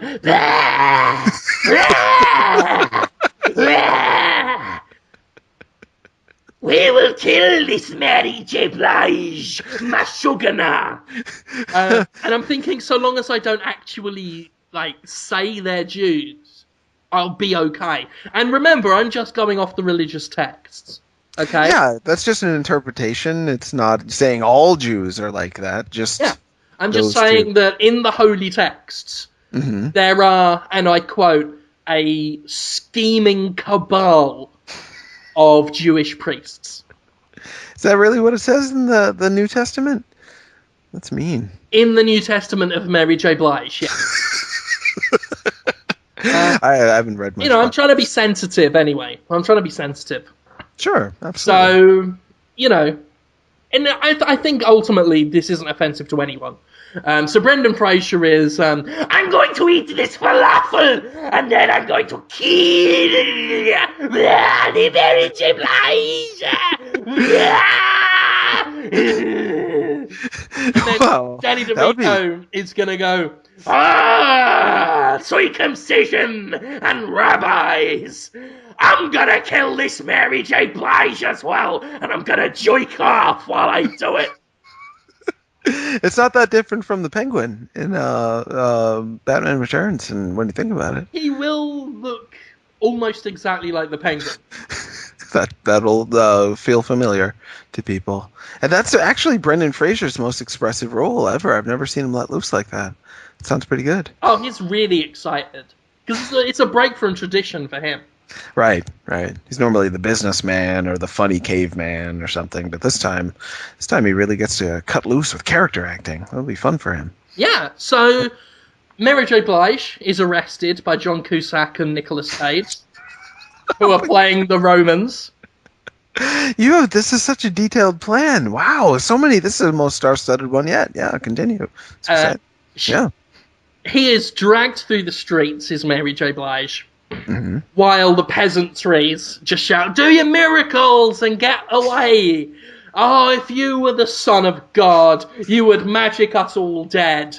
And then the devil, like Melissa Joan Hart, is like bobbing her head up and down in the crowd going, "Ha ha ha ha, hoo hoo hoo hoo," all like that. And Mary J. Blige is like, "Oh, fuck off, you pricks." She is dragged before Pontius Pilate. Oh. Is that Willem Dafoe? Is that it? Huh? Is that going to be played by Willem Dafoe? You want to know if Pilate? Pontius Pilate is played by Willem Dafoe? Yeah. No. Ah.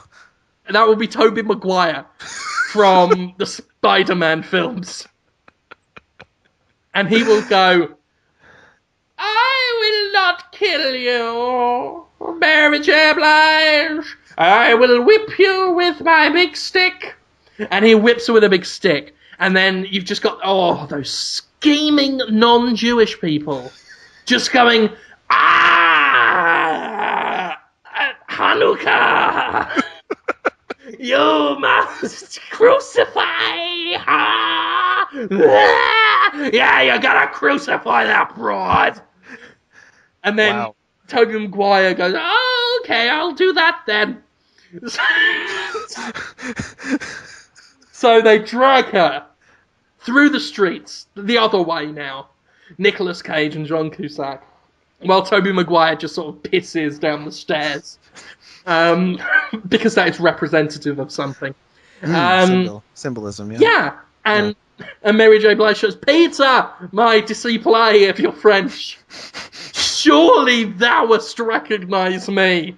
And Peter, who is played, of course, by Rutger Hauer, says, "I do not know you," and looks away ashamed. And then the cock crows, and the cock... It's a rooster, right? Huh? It's a rooster? It's a rooster played by an actor? Mary J. Blige. I was wondering why she wasn't in the movie, because she's not that hard to get, and she is alive. Yeah, so she's playing she's playing the back end of the rooster. It's like a pantomime horse. It's like a big rooster. Macy Gray is up front going, like that, because that's what she sounds like. That was the joke there. So anyway, they drag Mary Blige up to the crucifix, and they nail her in, and they put a crown of thornays on her head, and they hoist her up. And then while she's like hanging up there, she's like, "Oh, well, I'm fucking dead now, aren't I? Fuck." Yeah, and then and then she dies. She goes, "Oh, bollocks," and just falls over and she dies. And they stick her in the stomach with a stick. All these weeds come out of her. Oh. I don't know. Sure. Metaphorical, but actual literal weeds come out of her stomach. And they go, "Oh, the boy king is dead." And then the camera turns round. Right, it's focused on it's focused on the front of Mary J. Blige with just weeds pouring out of her. Whoa. The camera pans round and turns round behind the crucifix, and then it turns out the crucifix is Willem Dafoe.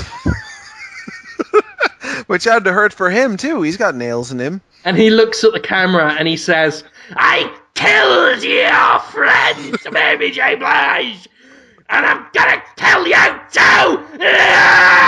And then the camera zooms in his mouth, and then the credits roll. Whoa! You did that one from beginning to end. You just gave us an entire cinematic experience Well, I mean, if you via spoken word. if you read the Bible, you can see it all in there anyway. I didn't feel any need to hide any plot details. Sure. Wow, that you really took us all the way through. My God, I'm still reeling from it. Nicolas Cage, John Cusack, just not discussed. Just like, oh yeah, two huge. Well, I think Hugely people will popular. know because Nicolas Cage will come in and he'll be like, "Oh, we've oh we've come to arrest you." Oh. That's what he's like. Oh, we're gonna have to arrest you now. Whoa. He is kind of like that, yeah. He is Yeah, like a he's up to that. dopey dog boy. But I mean, Yeah. I think many actors they'll be clamoring for a part that celebrates the life and death and the ultimate sacrifice of Mary J. Blige. What's the J stand for? Huh? What is the J in Mary J. Blige? It's not Mary Jesus Blige, is it? No, it stands for jalapeno. I wonder if her fans will be mad about how you've just dissed her in a way. It's kind of a diss, isn't it? To say What? someone, yeah, To say the son of, one possible interpretation that the son of God sacrificed her life for our sins. I don't see how that's a diss. Well, we'll see. It'll be interesting to see how the listeners take to it. All the Mary J. Blige loving listeners. She's a big hit. People really love her music. Mary J. Well, I mean, the music's one part of it. I prefer to celebrate what she did for mankind. She didn't do. She didn't do What? anything. She didn't. I don't. I hate to sound like I'm stepping on your toes, your belief system, but I thought she just recorded some pretty good records, and sang. I think she sang the Car Wash theme song again. That's about it. I don't remember anything about her, doing God stuff. Okay. Oh, okay. Um, that's thrown me a bit. I'm sorry. I don't know. I could I be didn't want to wrong. presume. I had assumed that you and I were on the same wavelength. I'm a bit disappointed, but don't worry about it. What do you think, though, huh? It's a great Possibly movie. Willem Dafoe's finest role yet as the crucifix that Mary J. Blige is nailed to. It's an interesting distribution of talent, absolutely, to get stars of a now forgotten, semi-failed sitcom from like not the ABC CBS, but I think it was on the CW. Tia and Tamara to star in the movie, whereas you have Brendan Fraser, Nicolas Cage, John Cusack, Tobey Maguire, all just kind of on the sidelines. Yeah, it's interesting. Well, they're Interesting all choice. playing integral roles. Doesn't Tobey Maguire just pee down the stairs and say something about hitting her with a stick? He's Pontius Pilate, That's true. the famous character from Religion. That you make a strong point. He is an important character. And who is Tartarus again? Is that his name? Who's that one guy? Tartar sauce. Yeah, Tartar. Who plays that character again? I'm already blanking on it. I don't think I cast him yet. Oh. I mean, we're entertaining ideas. Possibly Morgan Freeman. And you have Tia starring in the movie. Yeah. And Tamara. How are you going to know which one you're getting at the time? Well, if one of them is in there for a few minutes more than the other, that's a breach of contract. That's on their heads. I will be very angry if they fuck me about. Oh, so it's not going to be like one of those, like the red-haired twins you were talking about in Terminator 2, and also Linda Hamilton as a twin. Then they made sure to stick her twin in Terminator 2, so they could both share some screen time. One of them was the T-1000 at the time, but so you weren't planning on any of that, any two Bliges at once sort of thing. No. Because that would be the advantage of having twins, you see, is that you could actually, have them talk to each other and be like an internal monologue or something, or no. I like to think the advantage of having twins is we get to pay twice as much for one role. Yeah. Because Yeah. people will see that the budget is high, and they'll say, well, that's obviously a good movie. Oh, sure. Yeah, they did that with Battleship. Battleship had a high budget. Strategy. You see, I'm working an angle. Indeed. Don't think I ever don't think about what I'm doing. Oh, you always are thinking. Yeah. Absolutely. Yeah, there's a thought, for sure. Sometimes two.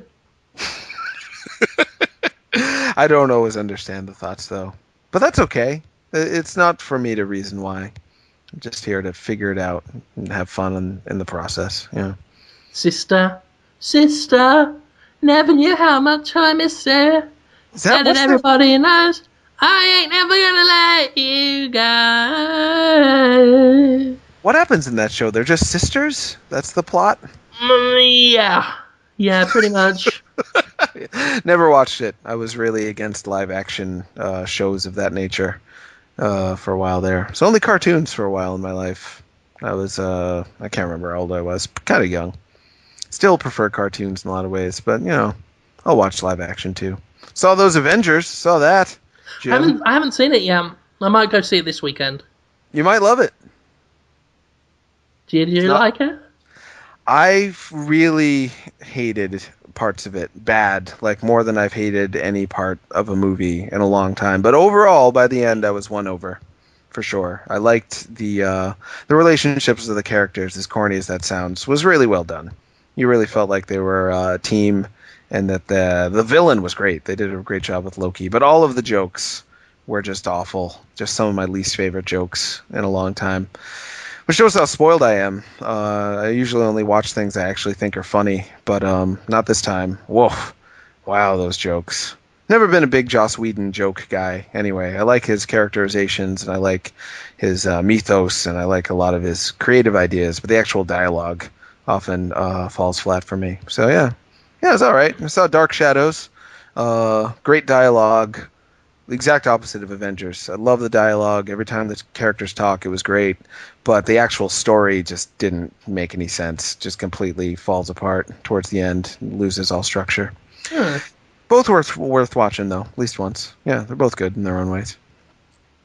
Now you know, a little movie review. I didn't plan on doing that. Hey, people get so much from this show. They do. They got about 20 minutes of video game talk, a movie review, and then like at least an hour of just talking about butts and poo. Mostly butts and poo, yeah. Yeah, this week. Yeah, what a strange week it's been. I miss Hamza. I love doing the show with you, but with Hamza around, I always feel like there's going to be a strong reaction to anything you say or I say. He's really he feels his feelings so hard, that Hamza. It's great to have him on the show.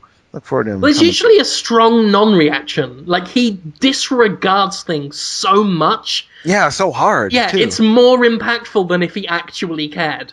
Yeah. Just immediately telling you to shut up. Just like, oh, I played this new Wii game. Shut up. What? Why? I don't think we actually discussed why he's not here, did we? No, we didn't, actually. Apologies, listeners. He is in LA at the moment. He is at the pre-E3, which I hate the idea of. It's like, why even have E3 if you're just showing everything anyway? Plus, it usually means that anything I get to preview has already been done. It's like, oh, what's the point? And I usually just end up making my own coverage up. And then wandering around drinking Monster Energy on the show floor.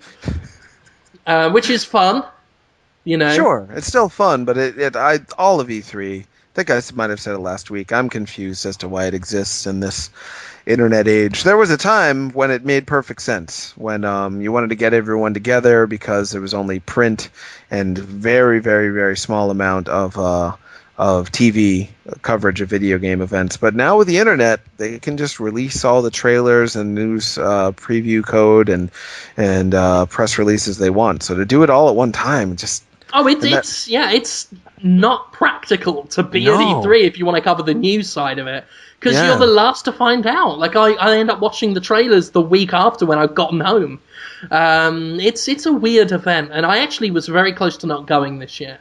Yeah, I got that wind. I'm glad you're going, but I wouldn't have blamed you for staying home and just covering it from there. I mean, it may be my last one, I'm not sure, because I don't know, like we were talking earlier about how I cover the business side of stuff and how I've gotten less in love with that side of it. Mm-hmm. And especially as I've gotten more sort of on the consumer advocacy side. Mm-hmm. Something like E3 now almost embarrasses me to be Yeah. there and part of the media and publisher kind of backslapping kind of thing. Sure. I may in future just stick to things like PAX, which Yeah. is more people oriented. Sure.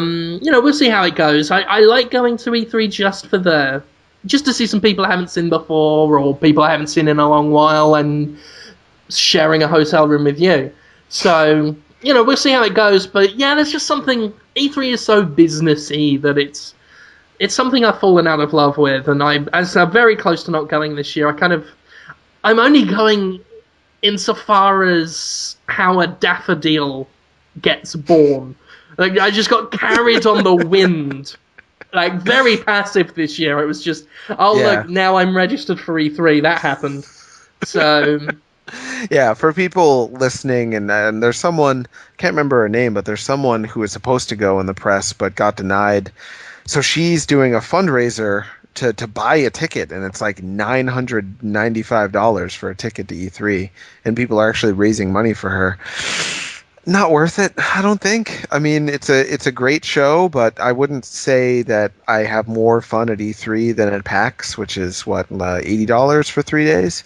When there's a new console like there is this year, there's going to be actual Wii U games to play. That in a way I could see being excited just for that, but otherwise, it's just going to be a game you're going to probably play a demo of in a few months, if it's coming out this year, and if not, like BioShock Infinite, I don't think you can even play that anymore this year. I'm not sure if Tomb Raider is going to be there either. A lot of the 2013 games they're not showing anyway. So yeah, you'll probably just be playing it later this year. You might not really care about E3 anymore. Wow, it's depressing.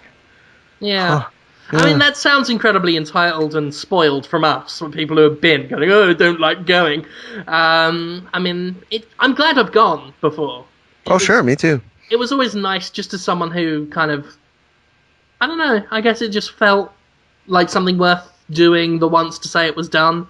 I felt that way about Tokyo Game Show, which I actively will never do again. I really will never do that again. But like I say, I prefer PAX. It feels more like my kind of event. Sure. Um, that's just the way I feel. Yeah, yeah. I hear where you're coming from. I like them all, but PAX is probably my favorite at this point. So I'm with you. And we got Podtoid Live coming up at PAX this year, PAX Prime. Did they approve that? Is that really going to happen? Oh yeah, I forgot we haven't been approved yet. We might have Podtoid Live coming up this year at PAX Prime. I hope so, but We are allowed. I know that much. I we are know that. allowed. I know that we're not barred. According to Dale, Dale said that the PAX guys were actually quite cool about the things we've done before. Huh, that includes me and getting in a fight with the guy. I think that's fine. Yeah. Good, good. He seems sincerely like he didn't care about it anymore. I was hoping he meant it. Well, that's neat. Good. We're all friends now. So we should be good for that. Once it's actually squared away, details will come. But at the moment, it's not going to be like it was last time, where things just went very wrong very quickly.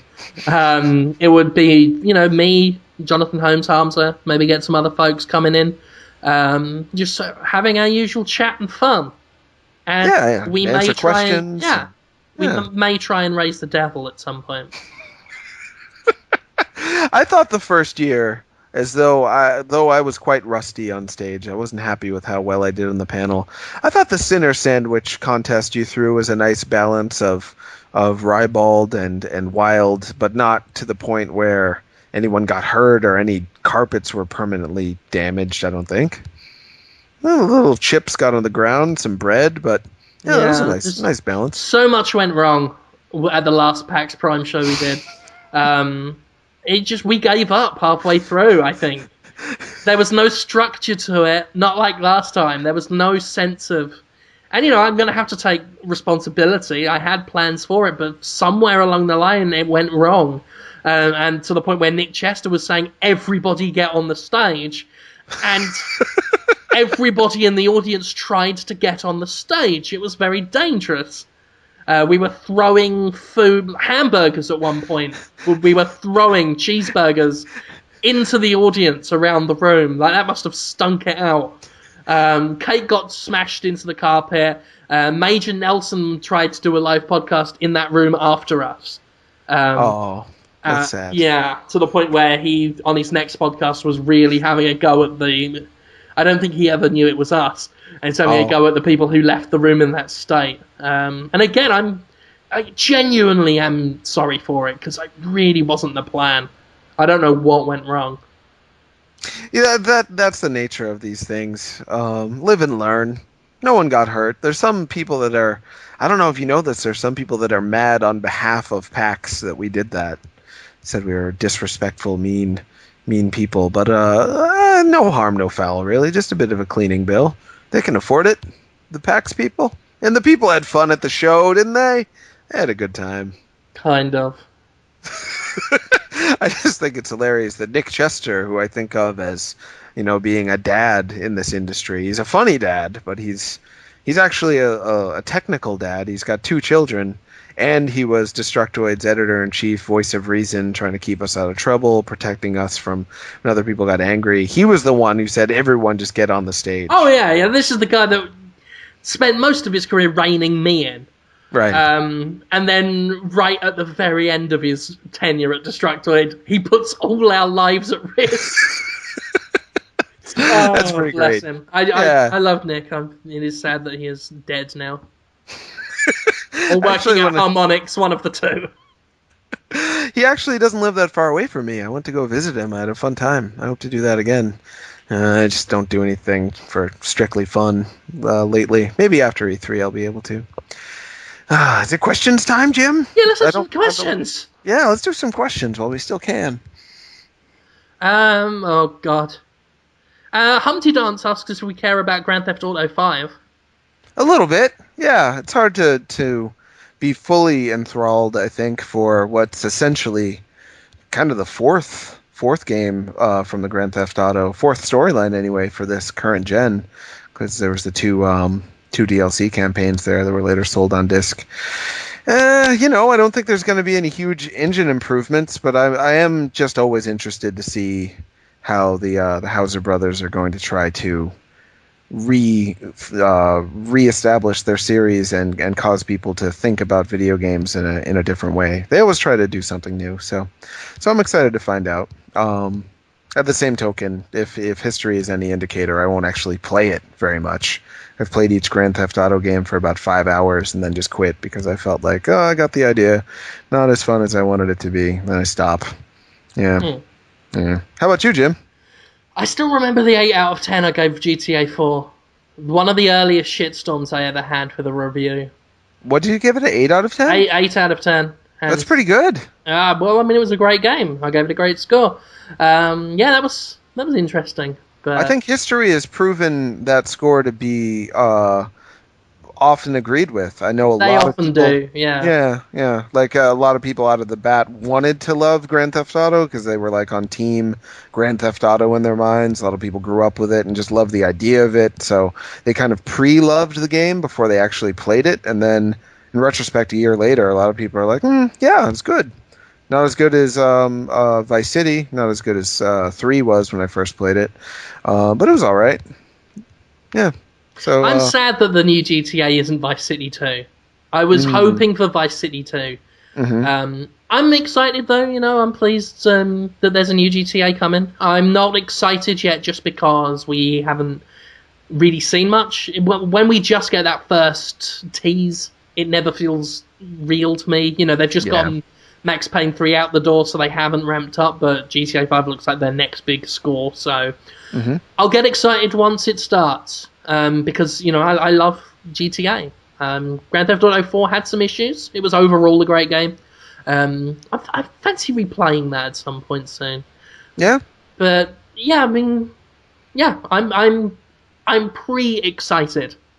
like pre-E3.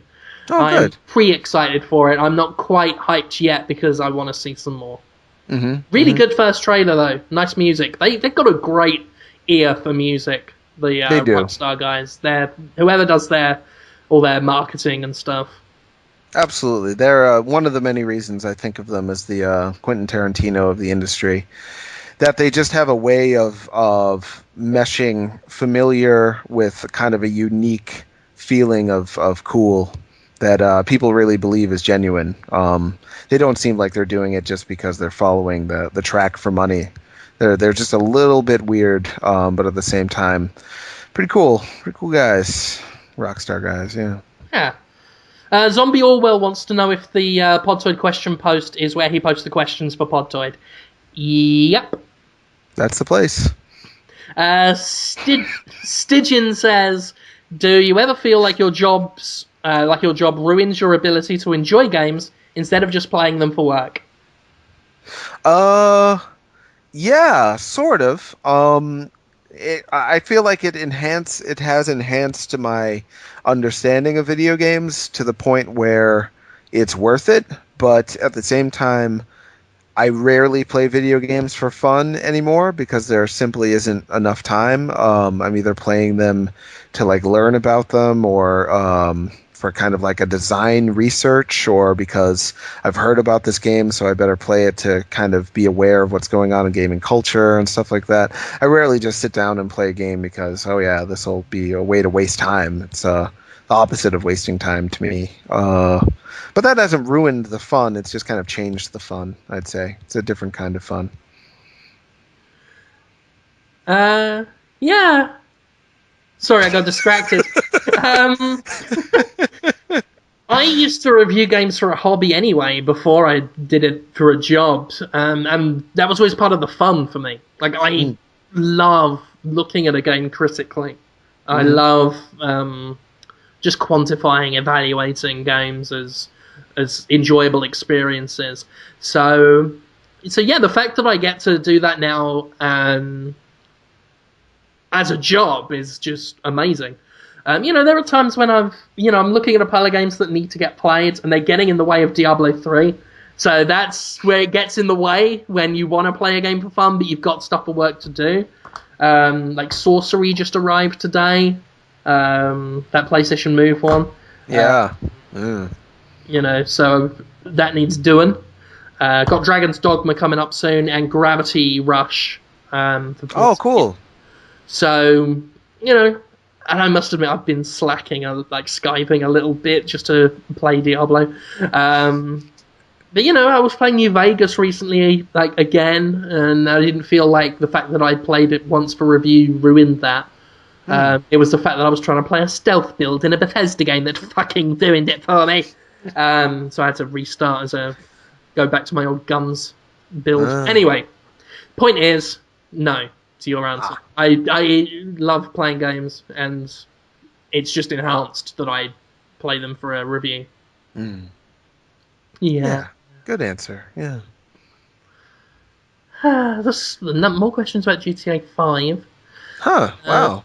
Surprising. yeah. Hmm. Vemuad says, what's each of our favourite Dolph Lundgren movies? Wow, really? Okay. Universal Soldier.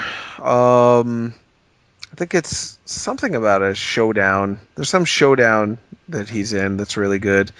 I just saw his recent movie. He wrote and directed a movie, I think, called like The Russian or something, where he just plays a Russian and kills some guys. He's really grizzled. His face looks like it's curled up like bacon. It's all um, tough and leathery, like he'd have to chew through it. Shoot some guys in that. It's pretty good. Expendables 2. He's looking all gross and sinewy in that. I'll be checking that out. And of course, Rocky 4. He's great in Rocky 4. And He-Man. He-Man's really good too. That's Masters of the Universe always. Yeah. Let's not beat around the bush. That, Let's get that sorted. That's also my favourite Courtney Cox movie. well, that's not a very long list. I mean, what have you got? I'm just Ace saying, Ventura. as a matter of fact, she was in Sure. Scream. Oh, yeah, that's right. And Ace Ventura 1. She's kind of Yeah, foxy in that, yeah. Courtney Cox. Courtney Cox. Master Balls is upset because we never answer his questions. Oh, He asked if I will ever guest star in Hollyoaks, EastEnders, or Coronation Street. No. what are those? Are those like European soap operas or something? Yeah, British soap operas. Oh, neat. You Yeah. should be on a British soap opera, Jen. Why not? Because they never have me on. Me neither. Yeah. Yeah, because I don't act, and I'm stupid. I think you could do some method acting. You can get into character very well. You just take it for granted. You don't realize it, but yeah, you're a very good method actor. I would like to buy a baguette. That was me playing a man buying a baguette. I believed it. How else would he have talked if not exactly like that, just loudly blowhorning it out? There's more of that on my show reel. Can't wait to see it. Damn right. Let's all watch it. Yeah, indeed. Oh, God. Yeah, it's hard. Questions. When is the Diablo 3 review coming up? When Jonathan Ross is ready! Oh, Jonathan Ross is doing it. Yeah. That's exciting. He was... I mean, the guy is more qualified than anyone else, really, to review it. So he's working diligently to get that done. That's great. I look forward to it. He hasn't... I don't remember a review from him since Super Street Fighter 4. Maybe I just missed it along the way, but he does some great reviews.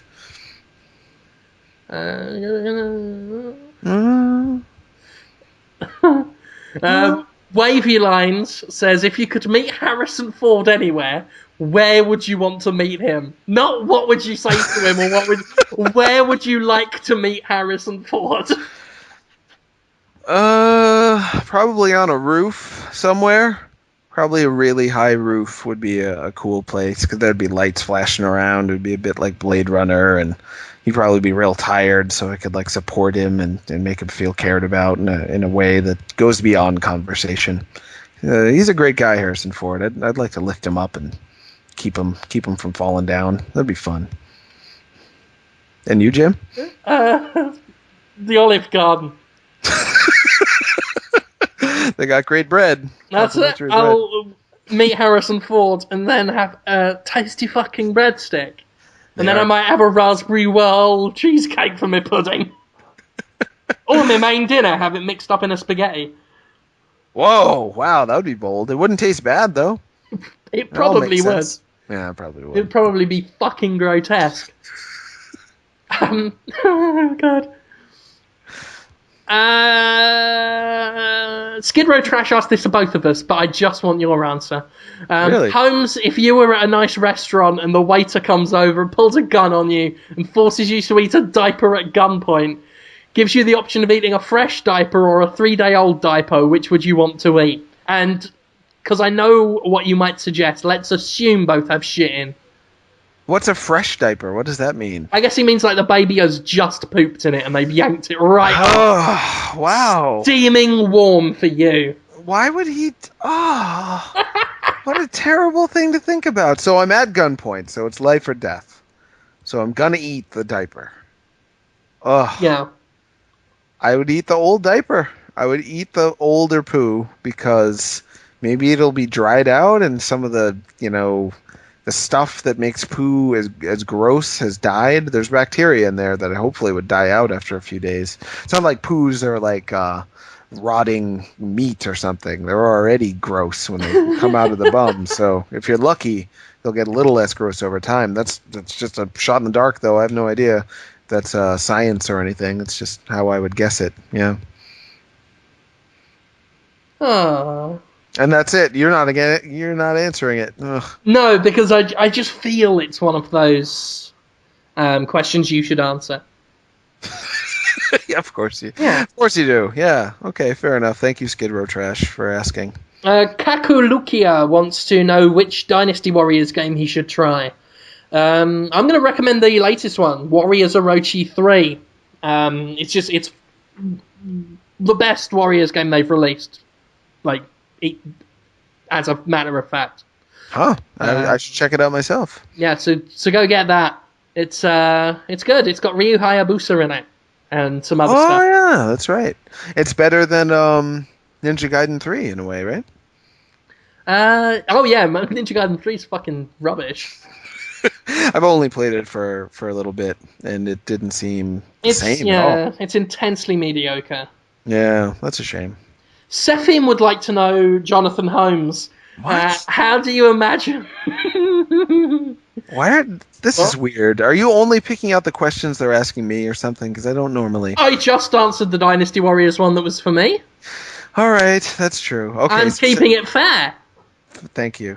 And the other question was for both of us. I just made you answer it on your own. Right. Sefim says, Jonathan Holmes, how do you imagine Jim Sterling's squirming dinkus will feel inside of you? Squirming like it's got a life of its own. One thing it would be thrusting or like pulsing. like a gibbering little maggot. What? It's gonna feel. It's gonna be thought provoking. It's not gonna be your average day. In where's it in my? Where's the anus? Did he say anus or what did he? It just says inside of you. Inside you. So let's not kid ourselves though. It's going right up the choco shunter. Oh, those holes. Yeah, it's gonna feel really weird. It's gonna feel unnatural and disconcerting, and it's unnatural. Unnatural, yeah. That's a little controversial. Oh, I don't mean that anal sex is unnatural. Just your friend's penis in your anus is not a natural state for me to be in. That's a uncommon state at the very best. What would feel natural going up your anus? I don't know, maybe water or something. Just kind of a cleansing butt douche would be fine. Not a penis. No. No. What if I don't think so. what if I dipped my penis in a bottle of Evian before I stuck it up your cocoa portal? Then it would just be a slightly wet penis and still somewhat distracting to just have it be in my butt. Yeah. Why would it? No. Why am I talking? Why am I talking about this? Have you seen me? No one. Anal sex? Me? No. Not an object of desire. I'm not like those honcho guys with the cute little buns and the shaved legs and the muscly jaw. I'm like a chubby, bald, weird man. No, why does this? Anyway, all right. Sorry, I'm just trying to work this out. Still very puzzled over the whole experience today. Pretty good. Pretty good. Yeah. Wow, that was a sincere, devious sounding laugh. That sounded great.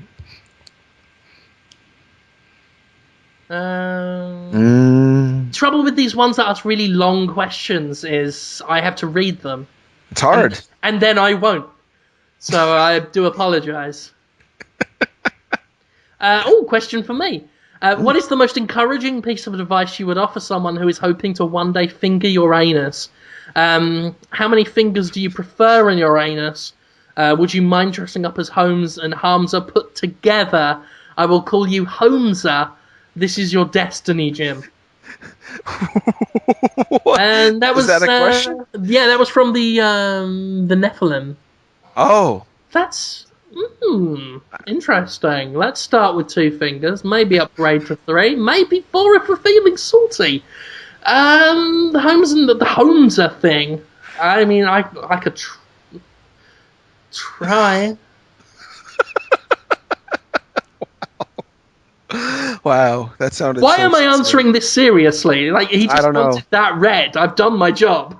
You've done your job. I do the same thing. Yeah, I felt duty bound to answer.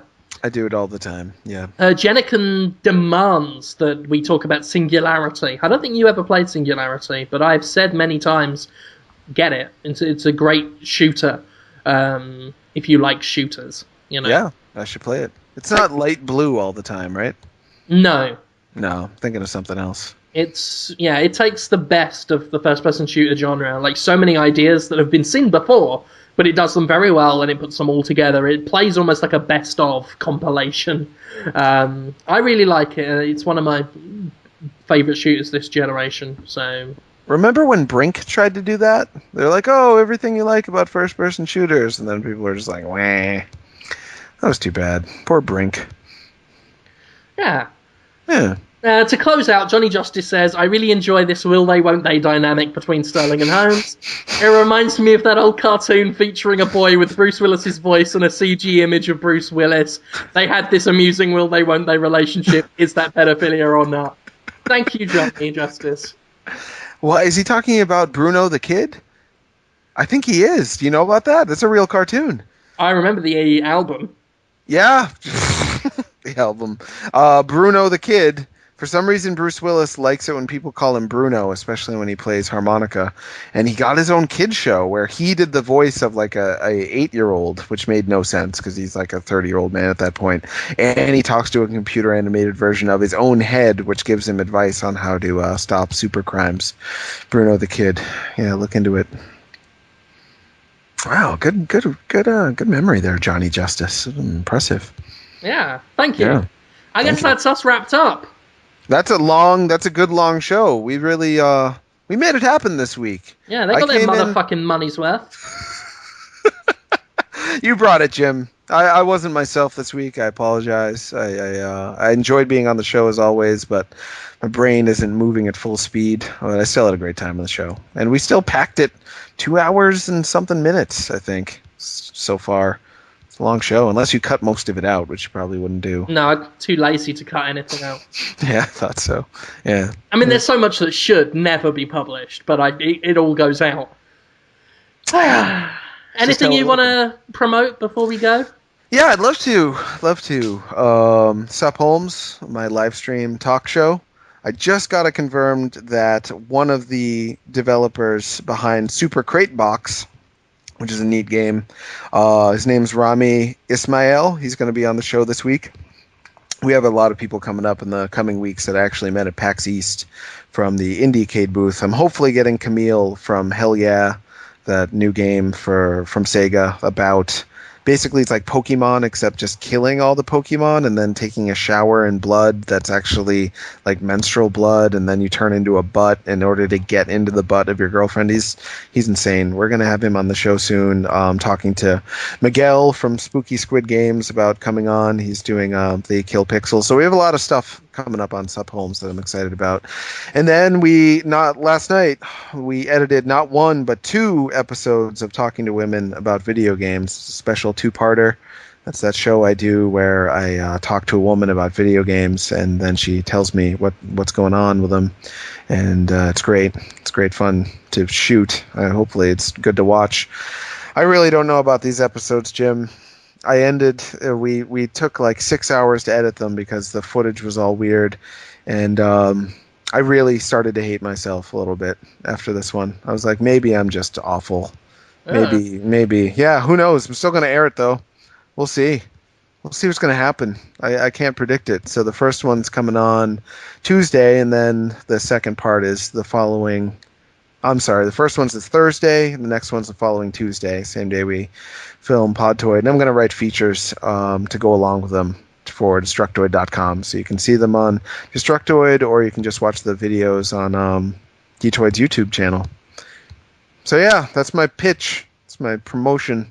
All that stuff you can find on Destructoid. Oh, and my Twitter handle is @TronNauts. So you can keep up with me there. I like to respond to people on the tweets.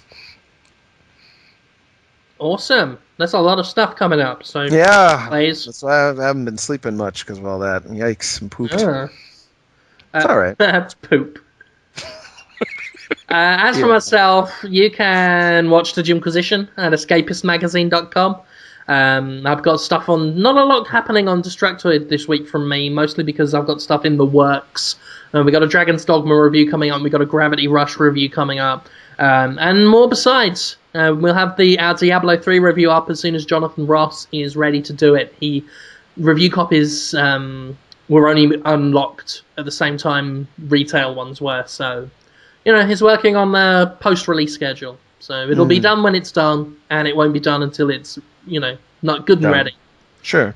So until then, all that remains is for me to thank you all for listening.